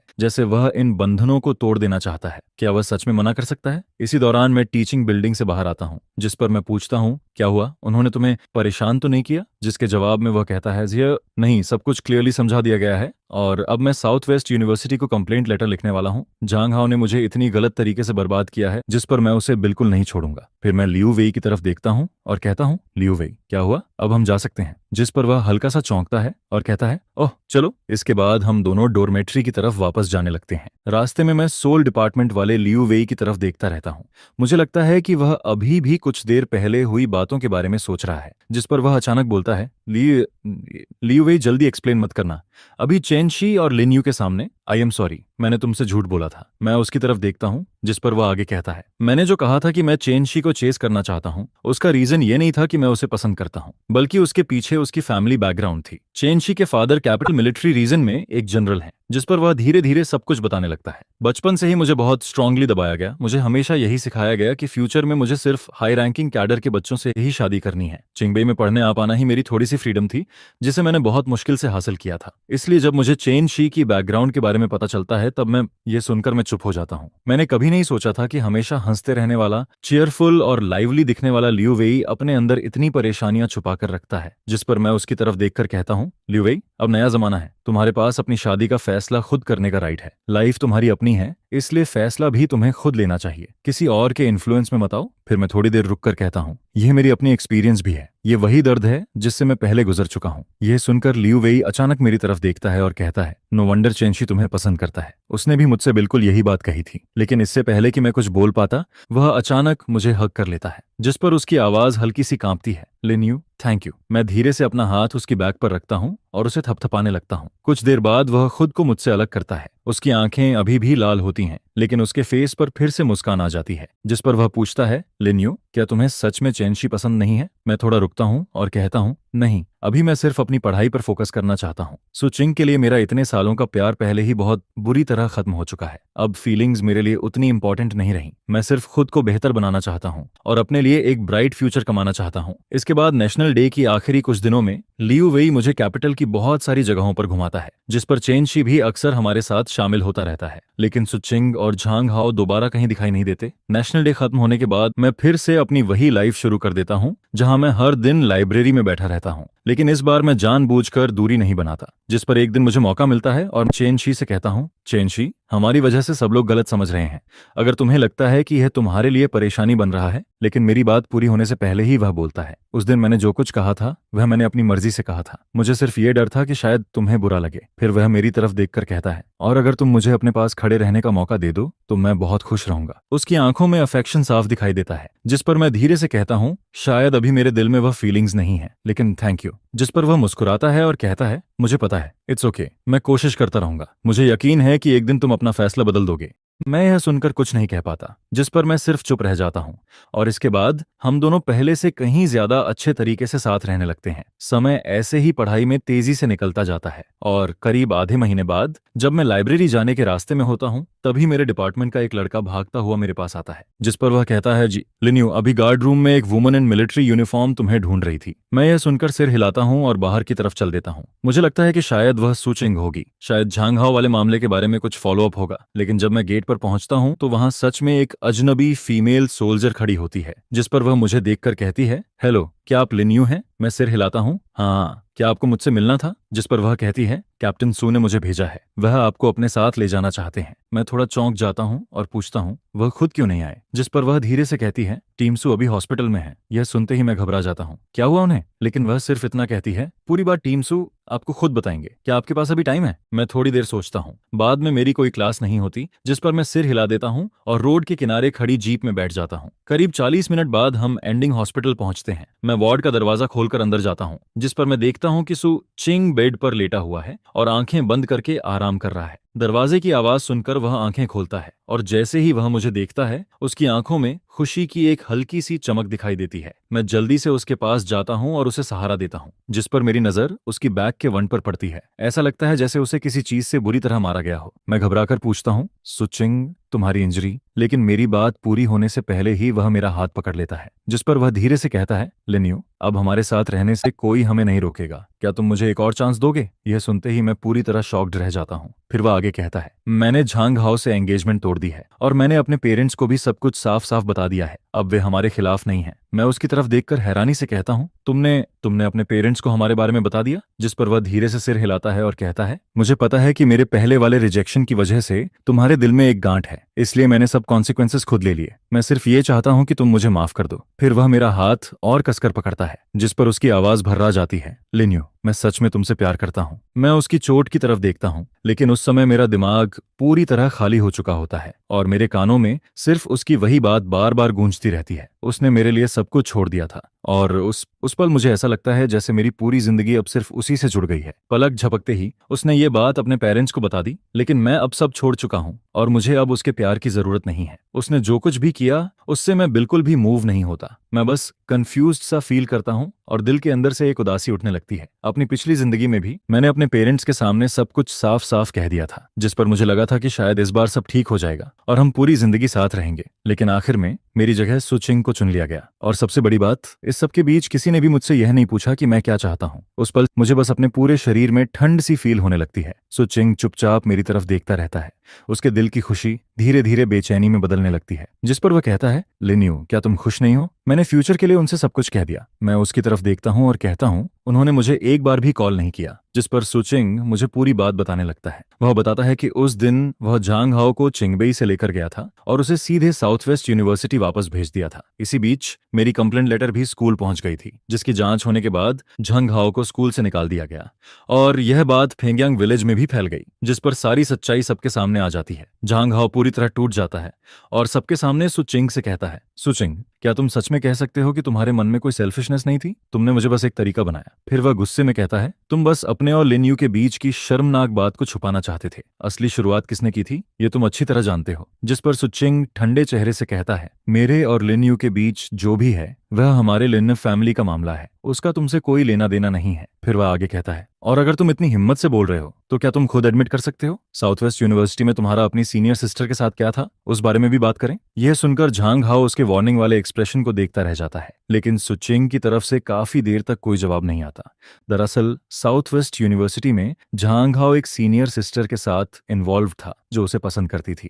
यहां तक कि कैपिटल आने का टिकट भी उसी सीनियर सिस्टर ने दिया था। लेकिन ज्यादा दिन नहीं बीतते और उसे वापस उसकी ग्रैंडमदर के घर भेज दिया गया। इसके बाद झांग हाओ का मामला खत्म होने पर सुचिंग अपने मॉम और डैड के सामने सब कुछ साफ कर देता है। वह कहता है, मॉम डैड, मुझे आपसे कुछ कहना है। शायद आपके लिए इसे एक्सेप्ट करना मुश्किल होगा, लेकिन यह सच है। जिस पर उसके पेरेंट्स उससे पूछते हैं, क्या बात है, साफ साफ बोलो। फिर सुचिंग धीरे से कहता है, mom dad, I am sorry. लिन्यू के लिए मेरे दिल में सिर्फ फैमिली वाली फीलिंग्स नहीं है। उसकी यह बात जैसे आसमान से बिजली गिरने जैसी थी, जिस पर उसके पेरेंट्स पूरी तरह शॉक हो जाते हैं। इसके बाद सुचिंग को इतना मारा गया कि वह ठीक से खड़ा भी नहीं हो पाता। फिर उसे एक दिन और एक रात तक घुटनों के बल बैठाकर रखा गया, लेकिन आखिर में उन्होंने कुछ नहीं कहा, बस उसे उठ जाने दिया। सुचिंग समझ जाता है कि भले ही उन्होंने इस रिश्ते को एक्सेप्ट नहीं किया, लेकिन अब वे उसे रोकना भी नहीं चाहते। फिर वह मेरी तरफ देखता है और कहता है, सिस्टर, मैं तुम्हें भी एक स्टोरी सुनाना चाहता हूँ। जिस पर उसकी आंखों में थोड़ा कंफ्यूजन दिखाई देता है। उसे लगता था कि झांग हाओ का मामला खत्म करके और अपने पेरेंट्स को मना लेने के बाद मेरे दिल में कोई रुकावट नहीं बचेगी और मैं खुशी खुशी उसके साथ वापस आ जाऊंगा। लेकिन शुरू से आखिर तक मेरे चेहरे पर एक बार भी स्माइल नहीं आती, जिस पर सुचिंग के दिल में डर भरने लगता है। लेकिन मैं उसके रिएक्शन की तरफ ध्यान नहीं देता और अपनी पिछली जिंदगी की सारी बातें बताना शुरू कर देता हूँ। मैं उसे उस कन्फेशन से लेकर सब कुछ बताता हूँ जहां मैंने उससे उम्मीद लगाई थी, और फिर एक एक करके अपनी पिछली जिंदगी में जो कुछ मेरे साथ हुआ वह सब बता देता हूँ। ये सब कहने के बाद मैं अपनी आंखें बंद करता हूँ और अपनी इमोशंस को फिर से दिल के अंदर दबा देता हूँ। फिर मैं उसकी तरफ देखता हूँ। मेरी आंखें गर्म जोशी से भरी होती हैं, लेकिन उनमें शांति भी होती है। मैं धीरे से कहता हूँ, आई एम सॉरी, मैं अब सब छोड़ चुका हूँ। फिर मैं आगे कहता हूँ, अब फ्यूचर में हम सिर्फ भाई बहन रहेंगे। यह सुनते ही सुचिंग का दिल जैसे एकदम डूब जाता है। उसके आंसू निकल आते हैं और उसके होंठ तक सफेद पड़ जाते हैं। अगर सुचिंग ने यह बात मुझे पिछली जिंदगी में कही होती तो क्या मुझे इतनी दर्दनाक जिंदगी से गुजरना पड़ता? लेकिन अब यह सब सोचकर मुझे सिर्फ अपनी पिछली जिंदगी के लिए दुख होता है। इस जिंदगी में मैं उसके पास कभी वापस नहीं जाऊंगा, लेकिन अब मुझे इन बातों की भी परवाह नहीं है, क्योंकि मैंने आगे बढ़ने का फैसला कर लिया है। और जब मैंने आगे बढ़ने का फैसला कर लिया है तो अब मुझे बार बार पीछे मुड़कर देखने की जरूरत नहीं है। जिस पर मैं उससे कहता हूँ, तुम आराम करो, मैं बाद में तुम्हें देखने आऊंगा। यह कहकर मैं मुड़ता हूँ और बाहर जाने लगता हूँ। तभी पीछे से सुचिंग की आवाज आती है, लिन्यू, सिर्फ एक कहानी की वजह से क्या तुम सच में मुझे छोड़ दोगे? जिस पर मैं रुक जाता हूँ। मेरी आवाज धीमी होती है और उसमें थोड़ा अंधेरा सा फील होता है। मैं कहता हूँ, अगर मैं कहूँ कि वो कोई कहानी नहीं थी, मैंने उसे खुद जिया है। यह कहने के बाद मैं उसका हाथ अपने हाथ से हटाता हूँ। बिना पीछे देखे मैं वार्ड से बाहर निकल जाता हूँ। पीछे सुचिंग मेरी जाती हुई पीठ को देखता रहता है। उसका दिल पूरी तरह टूट चुका होता है। वह समझ नहीं पाता, सब कुछ तो पहले ही ठीक हो चुका था, फिर भी वह मुझे क्यों खो रहा था। वह मानने को तैयार नहीं होता, क्योंकि पहले मैं उससे बहुत ज्यादा प्यार करता था। और जहां तक उस कहानी की बात थी, भले ही उसके दिल में बेचैनी थी, लेकिन वह भूत प्रेत या ऐसी चीजों पर यकीन नहीं करता था जिस पर वह अपने मन में सोचता है एक दिन मैं जरूर उसका फैसला बदल दूंगा। इसके बाद मैं हॉस्पिटल से बाहर निकल आता हूँ, लेकिन मैं सीधे स्कूल वापस नहीं जाता। इस बार फोन मेरे फादर उठाते हैं, जिस पर कुछ देर तक हम दोनों चुप रहते हैं। फिर मैं पहले बोलता हूँ, आप और मॉम कैसे हैं? कुछ देर बाद मेरे फादर की थकी हुई आवाज आती है, तुम्हारी मॉम बीमार है, लेकिन कोई बड़ी बात नहीं है, तुम्हें चिंता करने की जरूरत नहीं है। यह सुनकर मेरे दिल में एक कसक सी उठती है। मुझे पता है कि मेरे पेरेंट्स इतनी आसानी से ये सब एक्सेप्ट नहीं कर पाएंगे, लेकिन मैं ये नहीं समझ पाता कि उन्होंने मेरे और मेरी सिस्टर के मामले में आखिर क्यों कॉम्प्रोमाइज कर लिया। जिस पर मेरे फादर धीरे से कहते हैं, तुम्हारी मॉम और मैं अब इस मामले में कुछ नहीं कहेंगे। आगे फ्यूचर में अगर तुम वापस नहीं भी आए तो भी कोई बात नहीं है, हम अपना ख्याल खुद रख लेंगे। मैं धीरे से पूछता हूँ, मॉम डैड आप लोग अम्पोज क्यों नहीं कर रहे? उस दिन मैंने पहली बार सुचिंग को उस हालत में देखा था। उसकी आवाज और उसकी बातों ने मुझे बहुत कुछ याद दिला दिया था, जिस पर मुझे अपने आप पर शर्म महसूस होती है। फिर वह कहती है, असल में बात ऐसी है, मेरी बात सुनो। मैंने कहा था कि फ्यूचर में मैं उसे सिर्फ अपनी सिस्टर की तरह देखूंगी, और यह बात दिल से कही थी। चिंगबे आने की जिद करने की एक बड़ी वजह भी यही थी। फोन के दूसरी तरफ अचानक कुछ देर के लिए चुप्पी छा जाती है। फिर मेरे फादर की आवाज आती है, लिन्यू साफ साफ बताओ, तुम्हारे और सुचिंग के बीच आखिर क्या है? मैं धीरे से कहता हूँ, मैंने अपनी सिस्टर को साफ कह दिया है, हम हमेशा सिर्फ रिलेटिव्स रहेंगे। फिर मैं थोड़ा रुककर कहता हूँ, लेकिन सुचिंग, मैं अपनी बात पूरी नहीं करता। जिस पर फादर कहते हैं, तुम और तुम्हारी मदर बस अपना ख्याल रखो, ये हमारा अपना मामला है और हम इसे खुद सॉल्व कर लेंगे। फिर वह आगे कहते हैं, नेशनल डे पर तुम लोग वापस नहीं आए, न्यू ईयर की छुट्टियों में वापस आ जाना। मैं धीरे से कहता हूँ, मैं प्रॉमिस करता हूँ, हम सब सबस आएंगे। यह कहकर मैं फोन रख देता हूँ। फोन रखने के बाद मुझे सुचिंग का ख्याल आता है। मैं बस यही उम्मीद करता हूँ कि वह कोई बेवकूफ़ी न करे। वैसे भी अब मैं नहीं चाहता कि मेरे पेरेंट्स मेरी वजह से और परेशान हों। जब मैं स्कूल वापस पहुंचता हूं तब रात काफी हो चुकी होती है। मैं डॉर्मेटरी के नीचे पहुंचता हूं, तभी मुझे चैनशी नीचे इधर उधर चलते हुए दिखाई देती है। वह मुझे देखते ही जल्दी से मेरे पास आती है और कहती है, चैनशी तुम कहाँ चले गए थे? तुम्हें पता है मैं पूरी दोपहर तुम्हारी वजह से परेशान थी। मैं थोड़ा रुककर कहता हूँ, सॉरी, मुझे अचानक जल्दी में जाना पड़ा था, मैं हॉस्पिटल गया था। यह सुनकर वह चौंक जाती है।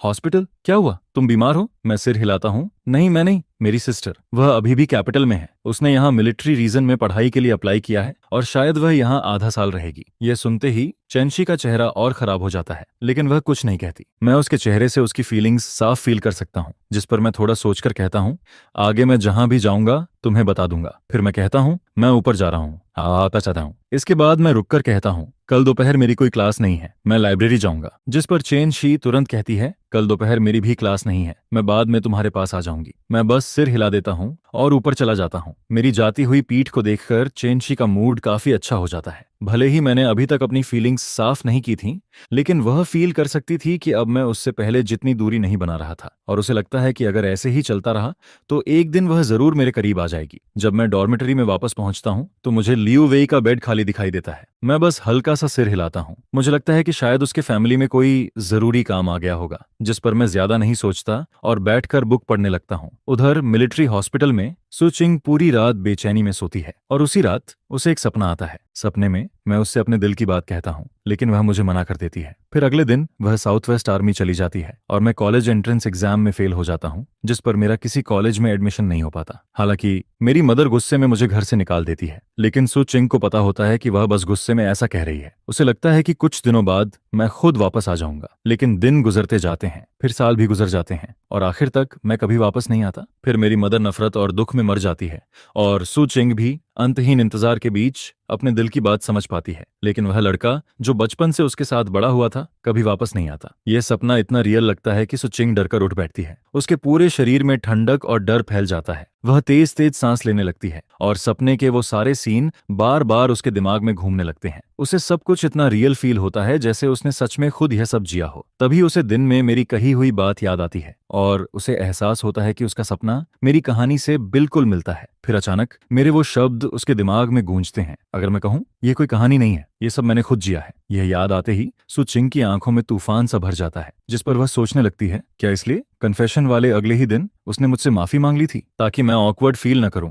क्या इसलिए उसने मेरी तरफ से किए गए सवाल, ताने और ह्यूमिलेशन चुपचाप सह लिए थे? क्या इसलिए? उसने सबसे पास वाले साउथ वेस्ट यूनिवर्सिटी को छोड़ दिया था। जितना ज्यादा वह सोचती है उसका सिर उतना ही ज्यादा दर्द करने लगता है। फिर अचानक कुछ ऐसी यादें जो उसकी नहीं थीं उसके दिमाग में जोर जोर से आने लगती हैं। काफी देर बाद उसका सिर दर्द धीरे धीरे रुकता है और उसके दिमाग की सारी यादें पहले से ज्यादा साफ हो जाती हैं। दो जिंदगी की यादें एक साथ उसके सामने होती हैं और जैसे जैसे पिछली जिंदगी की बातें साफ होती जाती हैं सुचिंग का दिल उतना ही ज्यादा टूटता जाता है। अब उसे समझ आता है कि कॉलेज एंट्रेंस एग्जाम वाले दिन से ही मैं उससे दूरी क्यों बनाने लगा था। अब उसे समझ आता है कि जब उसने अपने दिल की बात कही तब भी मेरे चेहरे पर कोई फीलिंग क्यों नहीं थी और फिर मैंने उसे रिजेक्ट क्यों कर दिया था। अपनी पिछली जिंदगी में मैं आखिर तक उससे प्यार करता रहा था और आखिर में मेरी मौत भी उसी की वजह से हुई थी। इतना ही नहीं, जब उसे खुद सारी सच्चाई पता चली तब भी वह जानती थी कि हमारे बीच अब कोई रास्ता नहीं बचा था। यह सब सोचकर सुचिंग को लगता है जैसे किसी ने उसके दिल में चाकू घोंप दिया हो। वह खिड़की के बाहर चांदनी को देखती रहती है और पूरी रात उसे बिल्कुल भी नींद नहीं आती। अगले दिन मैं अपने रूममेट्स के साथ क्लास में जाता हूँ लेकिन मैं लियू वेई का इंतजार करता रहता हूँ और वह नहीं आती। स्कूल शुरू होने के बाद से उसने एक भी क्लास मिस नहीं की थी, जिस पर मैं क्लास खत्म होने के बाद डॉर्मेट्री वापस जाकर देखता हूँ लेकिन वह वहां भी नहीं होती। मेरे दिल में अचानक एक बुरा एहसास फैलने लगता है। फिर मैं लाइब्रेरी में बैठता हूँ लेकिन मेरा ध्यान बिल्कुल नहीं लगता। मैं काफी देर से बुक खोले बैठा रहता हूँ लेकिन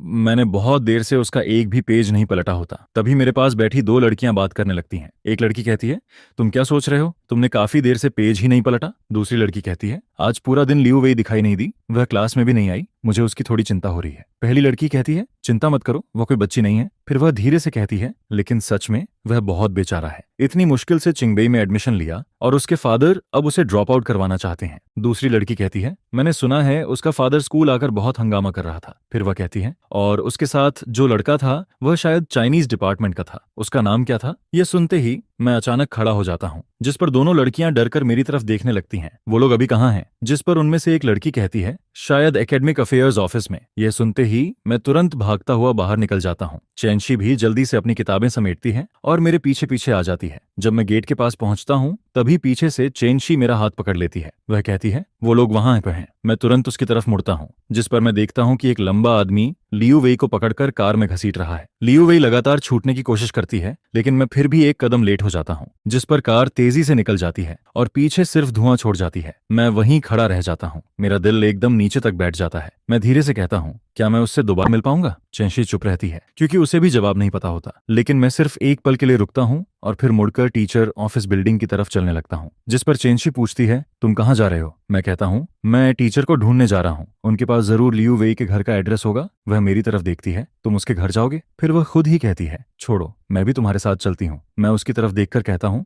थैंक यू। इसके बाद हम दोनों टीचर से एड्रेस लेते हैं और तुरंत वहां के लिए निकल जाते हैं। कुछ देर बाद हम एक कोर्टयार्ड के सामने खड़े होते हैं। मैं गहरी सांस लेता हूँ और डोर नॉक करता हूँ। दरवाजा खोलने वाली एक मिडिल एज्ड वुमन होती है जिसका चेहरा थोड़ा बहुत लियू वेई जैसा लगता है। मैं कहता हूँ, हेलो, मेरा नाम लिन यू है, मैं लियू वेई का क्लासमेट हूँ, क्या आप उसकी मदर हैं? वो धीरे से सिर हिलाती है लेकिन हमें थोड़ा गार्ड होकर देखती है, जिस पर मैं हल्की सी स्माइल के साथ कहता हूँ, आंटी मैंने सुना। लेकिन मेरी बात पूरी होने से पहले ही अंदर से लियू वेई की आवाज आती है। वह जोर से चिल्लाती है, अगर आप मुझे मारना चाहते हैं तो मार दीजिए, लेकिन मैं स्कूल जरूर जाऊंगी और मैं इस घर से भी निकल जाऊंगी जहां मैं हर दिन घुटती हूँ। मैं और चैनशी एक दूसरे की तरफ देखते हैं और फिर बिना कुछ सोचे अंदर की तरफ भागते हैं। अंदर जाते ही हमें लियू वेई की मदर रोते हुए दिखाई देती है। वह कह रही होती है, उसे मत मारो, वह हमारा इकलौता बेटा है, तुम मेरी जान ले लोगे। जिस पर मैं सीधे अंदर वाले कमरे में भागता हूँ और वहां मैं देखता हूँ कि एक मिडिल एज्ड आदमी हाथ में बेंत लेकर लियू वेई को मारने जा रहा होता है। मैं बिना सोचे समझे उसके सामने आ जाता हूँ और लियू वेई के आगे खड़ा हो जाता हूँ। वह आदमी शायद अपनी वाइफ को समझकर हाथ रोक लेता है, लेकिन जब वह मुझे देखता है तो उसका चेहरा सख्त हो जाता है। वह भौहें चढ़ाकर कहता है, तुम कौन हो और मेरे घर में क्या कर रहे हो? लियू वे शॉकर्ड होकर मेरी तरफ देखती है। लिन्यू, तुम यहाँ क्यों आए? मैं उसकी तरफ देखता हूँ, फिर उसके फादर से कहता हूँ, अंकल मेरा नाम लिन्यू है,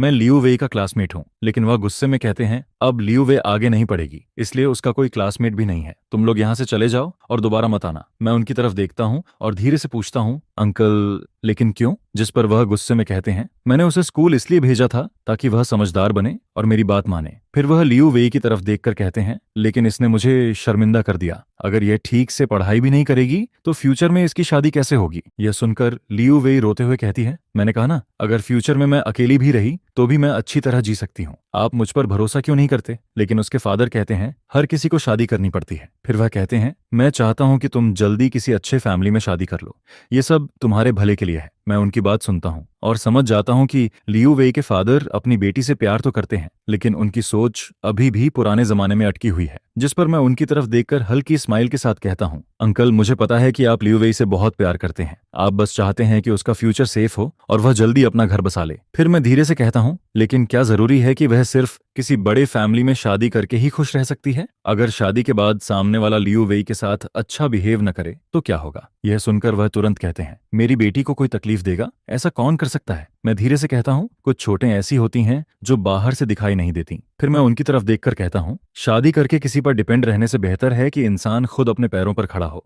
और अपनी जिंदगी खुद कंट्रोल करे। क्या यह ज्यादा अच्छा नहीं है? कमरे में अचानक चुप्पी छा जाती है। लियू वेई के फादर मुझे सोचते हुए देखते हैं। उनकी आंखों में कुछ बदलता हुआ दिखाई देता है, जिस पर मैं आगे कहता हूँ, अंकल लियू वेई को स्कूल से निकालने की कोई जरूरत नहीं है। आप उसे पढ़ाई कंटिन्यू करने दीजिए, फिर बाद में देख लीजिए कि वह कैसा करती है। अगर वह यह साबित कर दे कि वह बिना किसी के सहारे भी अच्छी जिंदगी जी सकती है तो फिर शादी करनी है या नहीं और किससे करनी है ये उतना इंपॉर्टेंट नहीं रहेगा। लियू वेई के फादर कुछ नहीं कहते, लेकिन उनका चेहरा पहले जैसा सख्त नहीं रहता। फिर वह अचानक मुझसे पूछते हैं, ये सब बातें तुमने कहां से सीखी? अगर फ्यूचर में तुम शादी नहीं करोगे तो क्या तुम्हारे पेरेंट्स मान जाएंगे? मैं हल्का सा मुस्कुराता हूँ और कहता हूँ, अंकल आपने गलत समझा। ऐसा नहीं है कि मैं शादी नहीं करना चाहता, मैं भी चाहता हूँ कि फ्यूचर में मेरा अपना एक फैमिली हो, लेकिन मैं अपनी पूरी जिंदगी की उम्मीद सिर्फ शादी पर नहीं रखना चाहता। उसी समय हॉस्पिटल में सुचिंग मुझे दूसरी लड़कियों के साथ करीब देखकर बहुत अनकंफर्टेबल फील करती है। उसका मन करता है कि वह आगे बढ़कर हम दोनों को अलग कर दे, लेकिन उस ड्रीम के बाद वह जानती है कि अब उसके पास ऐसा करने का हक नहीं है। जिस पर वह धीरे धीरे मेरे पास आती है। मैं उसे देखकर पूछता हूँ, तुम फिर हॉस्पिटल क्यों आई हो? क्या तबीयत खराब है?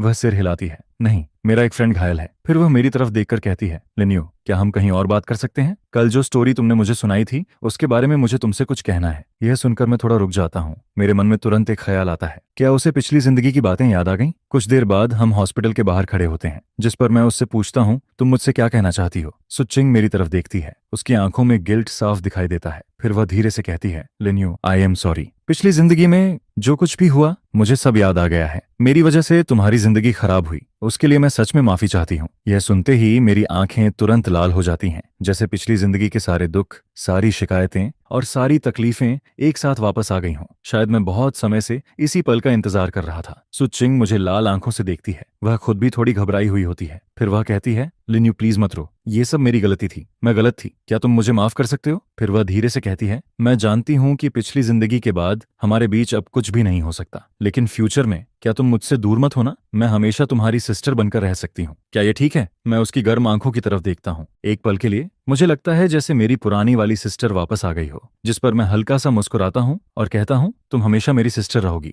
यह सुनते ही सुचिंग हल्का सा मुस्कुराती है, लेकिन उसके दिल के अंदर एक अंतहीन दर्द हमेशा के लिए रह जाता है। वो अपना हाथ उठाता है और पहले की तरह बहुत ध्यान से मेरे बालों को छूता है, जिस पर मैं उसे मना नहीं करती, और मेरे दिल में पिछली लाइफ को लेकर जो रिसेंटमेंट होता है वो धीरे धीरे कम होने लगता है। लेकिन यह वार्म सीन थोड़ी दूर खड़ी शेनशी की नजरों में पड़ जाता है, जिस पर उसे लगता है कि मैंने आखिरकार पलटकर सुचिंग को एक्सेप्ट कर लिया है। यह देखकर सुचिंग के दिल में बहुत बेचैनी होने लगती है और वो आगे बढ़कर हम दोनों को अलग करना चाहती थी, लेकिन उस ड्रीम के बाद वो ये समझ चुकी थी कि अब उसके पास ऐसा करने का कोई हक नहीं बचा है। जिस पर वो मेरे पास आकर पूछती है, तुम फिर से हॉस्पिटल में क्यों हो? इंग्लैंड मेरे सामने खड़ा होता है, जिस पर मैं उससे पूछती हूँ, तुम मुझसे क्या कहना चाहते हो? जिस पर वो मेरी तरफ देखकर धीरे से कहता है, लिन्यू आई एम सॉरी, मुझे अपनी पिछली लाइफ में जो कुछ हुआ था वो सब याद आ गया है। मेरे साथ रिलेशनशिप में होने की वजह से तुम्हारी लाइफ खराब हुई थी, इसके लिए मैं बहुत सॉरी हूँ। यह सुनते ही मेरी आंखें तुरंत लाल हो जाती हैं।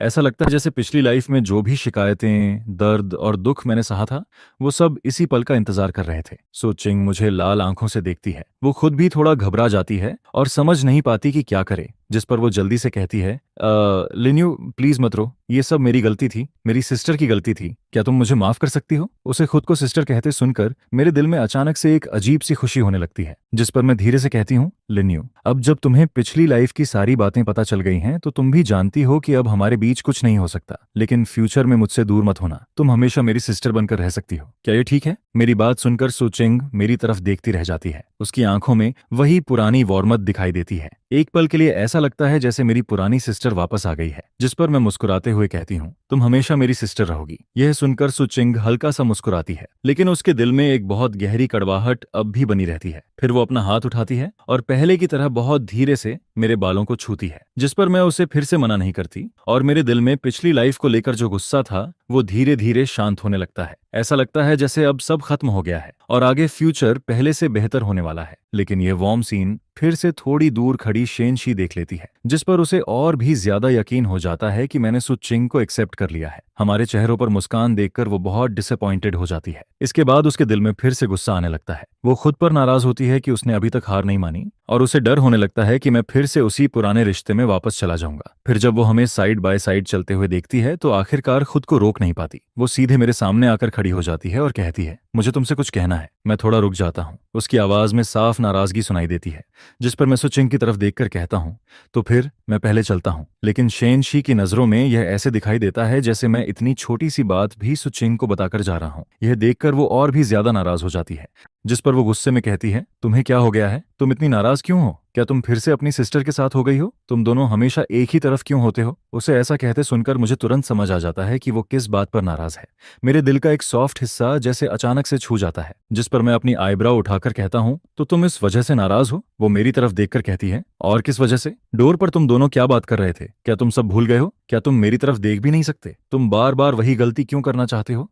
आखिर तुम फिर से उसे ही क्यों चुनते हो? उसके चेहरे पर उदासी देखकर मैं उसे और टीज नहीं कर पाता, जिस पर मैं धीरे से कहता हूँ, तुमने गलत समझा, मैंने उसे नहीं चुना है। शेनशी अभी भी दुख में डूबी हुई थी। वो यह सोच रही थी कि क्या उसे मुझे छोड़ देना चाहिए या फिर मुझे अपने पास खींच लेना चाहिए। लेकिन तभी वो मेरी सॉफ्ट आवाज सुनती है, जिस पर उसका पूरा शरीर अचानक से फ्रीज हो जाता है। फिर उसकी आंखों में अचानक से बहुत खुशी आ जाती है, जिस पर वो जल्दी से पूछती है, तुमने क्या कहा? तुमने उसे एक्सेप्ट नहीं किया? तो फिर अभी क्या था? जिसके जवाब में मैं कहता हूँ, हम बस बात कर रहे थे। चाहे कुछ भी हो, वो हमेशा मेरी सिस्टर रहेगी। यह सुनते ही शेनशी को ऐसा लगता है जैसे वो फिर से जिंदा हो गई हो। उसके दिल का सारा डर और बोझ एकदम से खत्म हो जाता है। उसी पल उसे बहुत साफ समझ आ जाता है कि वो मेरे बिना नहीं रह सकती, जिस पर वो एक कदम आगे बढ़ती है और मेरी तरफ बहुत गहरी नजरों से देखकर कहती है, लिन्यू, मैं तुम्हें बहुत पसंद करती हूँ। क्या तुम मुझे एक चांस दोगे? क्या तुम मेरे साथ रहोगे? मैं उसके सामने खड़ी उस लड़की को देखता हूँ और मेरे दिमाग में हमारे साथ बिताए हुए सारे पल आने लगते हैं, जिस पर मेरा दिल धीरे धीरे बहुत सॉफ्ट हो जाता है। मैं ये समझ जाता हूँ कि ऐसा नहीं है कि मेरे दिल में शेनशी के लिए कुछ नहीं था। बस मैंने पिछली बार सु चिंग के लिए बहुत कुछ किया था, लेकिन मुझे कभी कोई जवाब नहीं मिला, जिस पर मैं डर गया था। लेकिन अब मैं सब कुछ पीछे छोड़ चुका हूँ और अब मेरे सामने एक ऐसी लड़की खड़ी है जो सच में मुझे चाहती है। शायद मुझे इस फेट को पकड़ लेना चाहिए।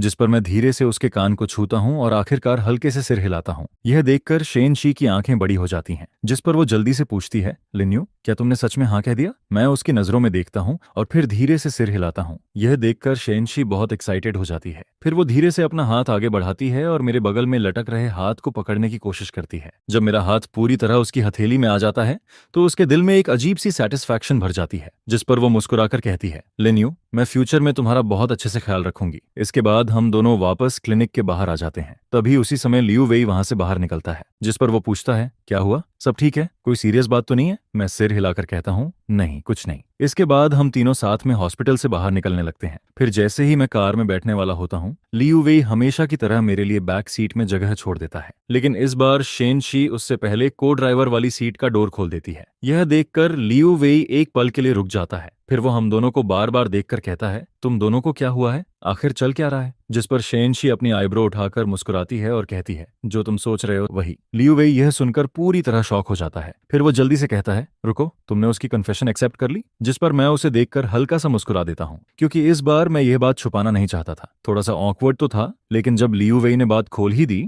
तो उसने भी थोड़ा सा मान लिया। हाँ, उसे ऐसे माना जा सकता है जैसे उसने आखिरकार बादलों के पीछे से चांद देख लिया हो। चैन, क्लासमेट चैन, तुम्हारी सारी विशेष सच हो गईं। अब क्या हमें खाना खिलाने का टाइम नहीं आ गया? ठीक है, बताओ कहाँ चलना है? अभी चलते हैं। सिर्फ मुझे बुलाने से काम नहीं चलेगा, हमारे डॉर्मेटरी वालों को भी बुलाना पड़ेगा। कोई प्रॉब्लम नहीं, हमारे डॉर्मेटरी वालों को भी बुला लो, सब साथ में चलकर अच्छा खाना खाते हैं। क्लासमेट चेन सच में बहुत जनरस है। जिस पर शेनशी रियर व्यू मिरर के जरिए मेरी तरफ देखती है। हमारी नजरें मिलती हैं और हम दोनों हल्का सा मुस्कुरा देते हैं। आधे घंटे बाद चिंगबेई के पास वाले एक स्टेटरन होटल में दोनों डॉर्मेटरी के सारे लोग आ चुके होते हैं। सिस्टर, आज क्या अच्छी बात है, अचानक से सबको खाना क्यों खिला रही हो? ऑफ कोर्स, हमारी क्लासमेट चेन के पास अनाउंस करने के लिए कुछ गुड न्यूज है। कौन सी गुड न्यूज? जल्दी बोलो। यह सुनकर सबकी नजरें मुझ पर आ जाती हैं। कई लोगों की नजरों से घिरकर मुझे थोड़ा ऑकवर्ड फील होने लगता है। मेरे कान बिना वजह लाल हो जाते हैं और शेनशी का चेहरा भी थोड़ा लाल हो जाता है, जिस पर टेबल के नीचे उसका हाथ आगे आता है मेरा हाथ पकड़ता है और उसे धीरे से दबाता है। हाँ सिस्टर, आखिरकार तुमने उसे पा ही लिया। कंग्रेट्स लिन्यू, तुम दोनों एकदम परफेक्ट लगते हो। आगे चलकर तुम दोनों की शादी भी जरूर होगी। उस टाइम हमें वेडिंग पार्टी देना मत भूलना। सबकी बातें और विशेष सुनकर मैं हल्का सा मुस्कुराती हूँ, उनकी तरफ सिर हिलाती हूँ और टेबल के नीचे धीरे से शेनशी का हाथ पकड़ लेती हूँ। इसके बाद क्लासेस के अलावा मैं और शेनशी लगभग हर वक्त साथ ही रहते हैं। हमारी इतनी अच्छी बॉन्डिंग हो जाती है कि लियू वेई हमेशा कहता है कि वो अकेला पड़ गया है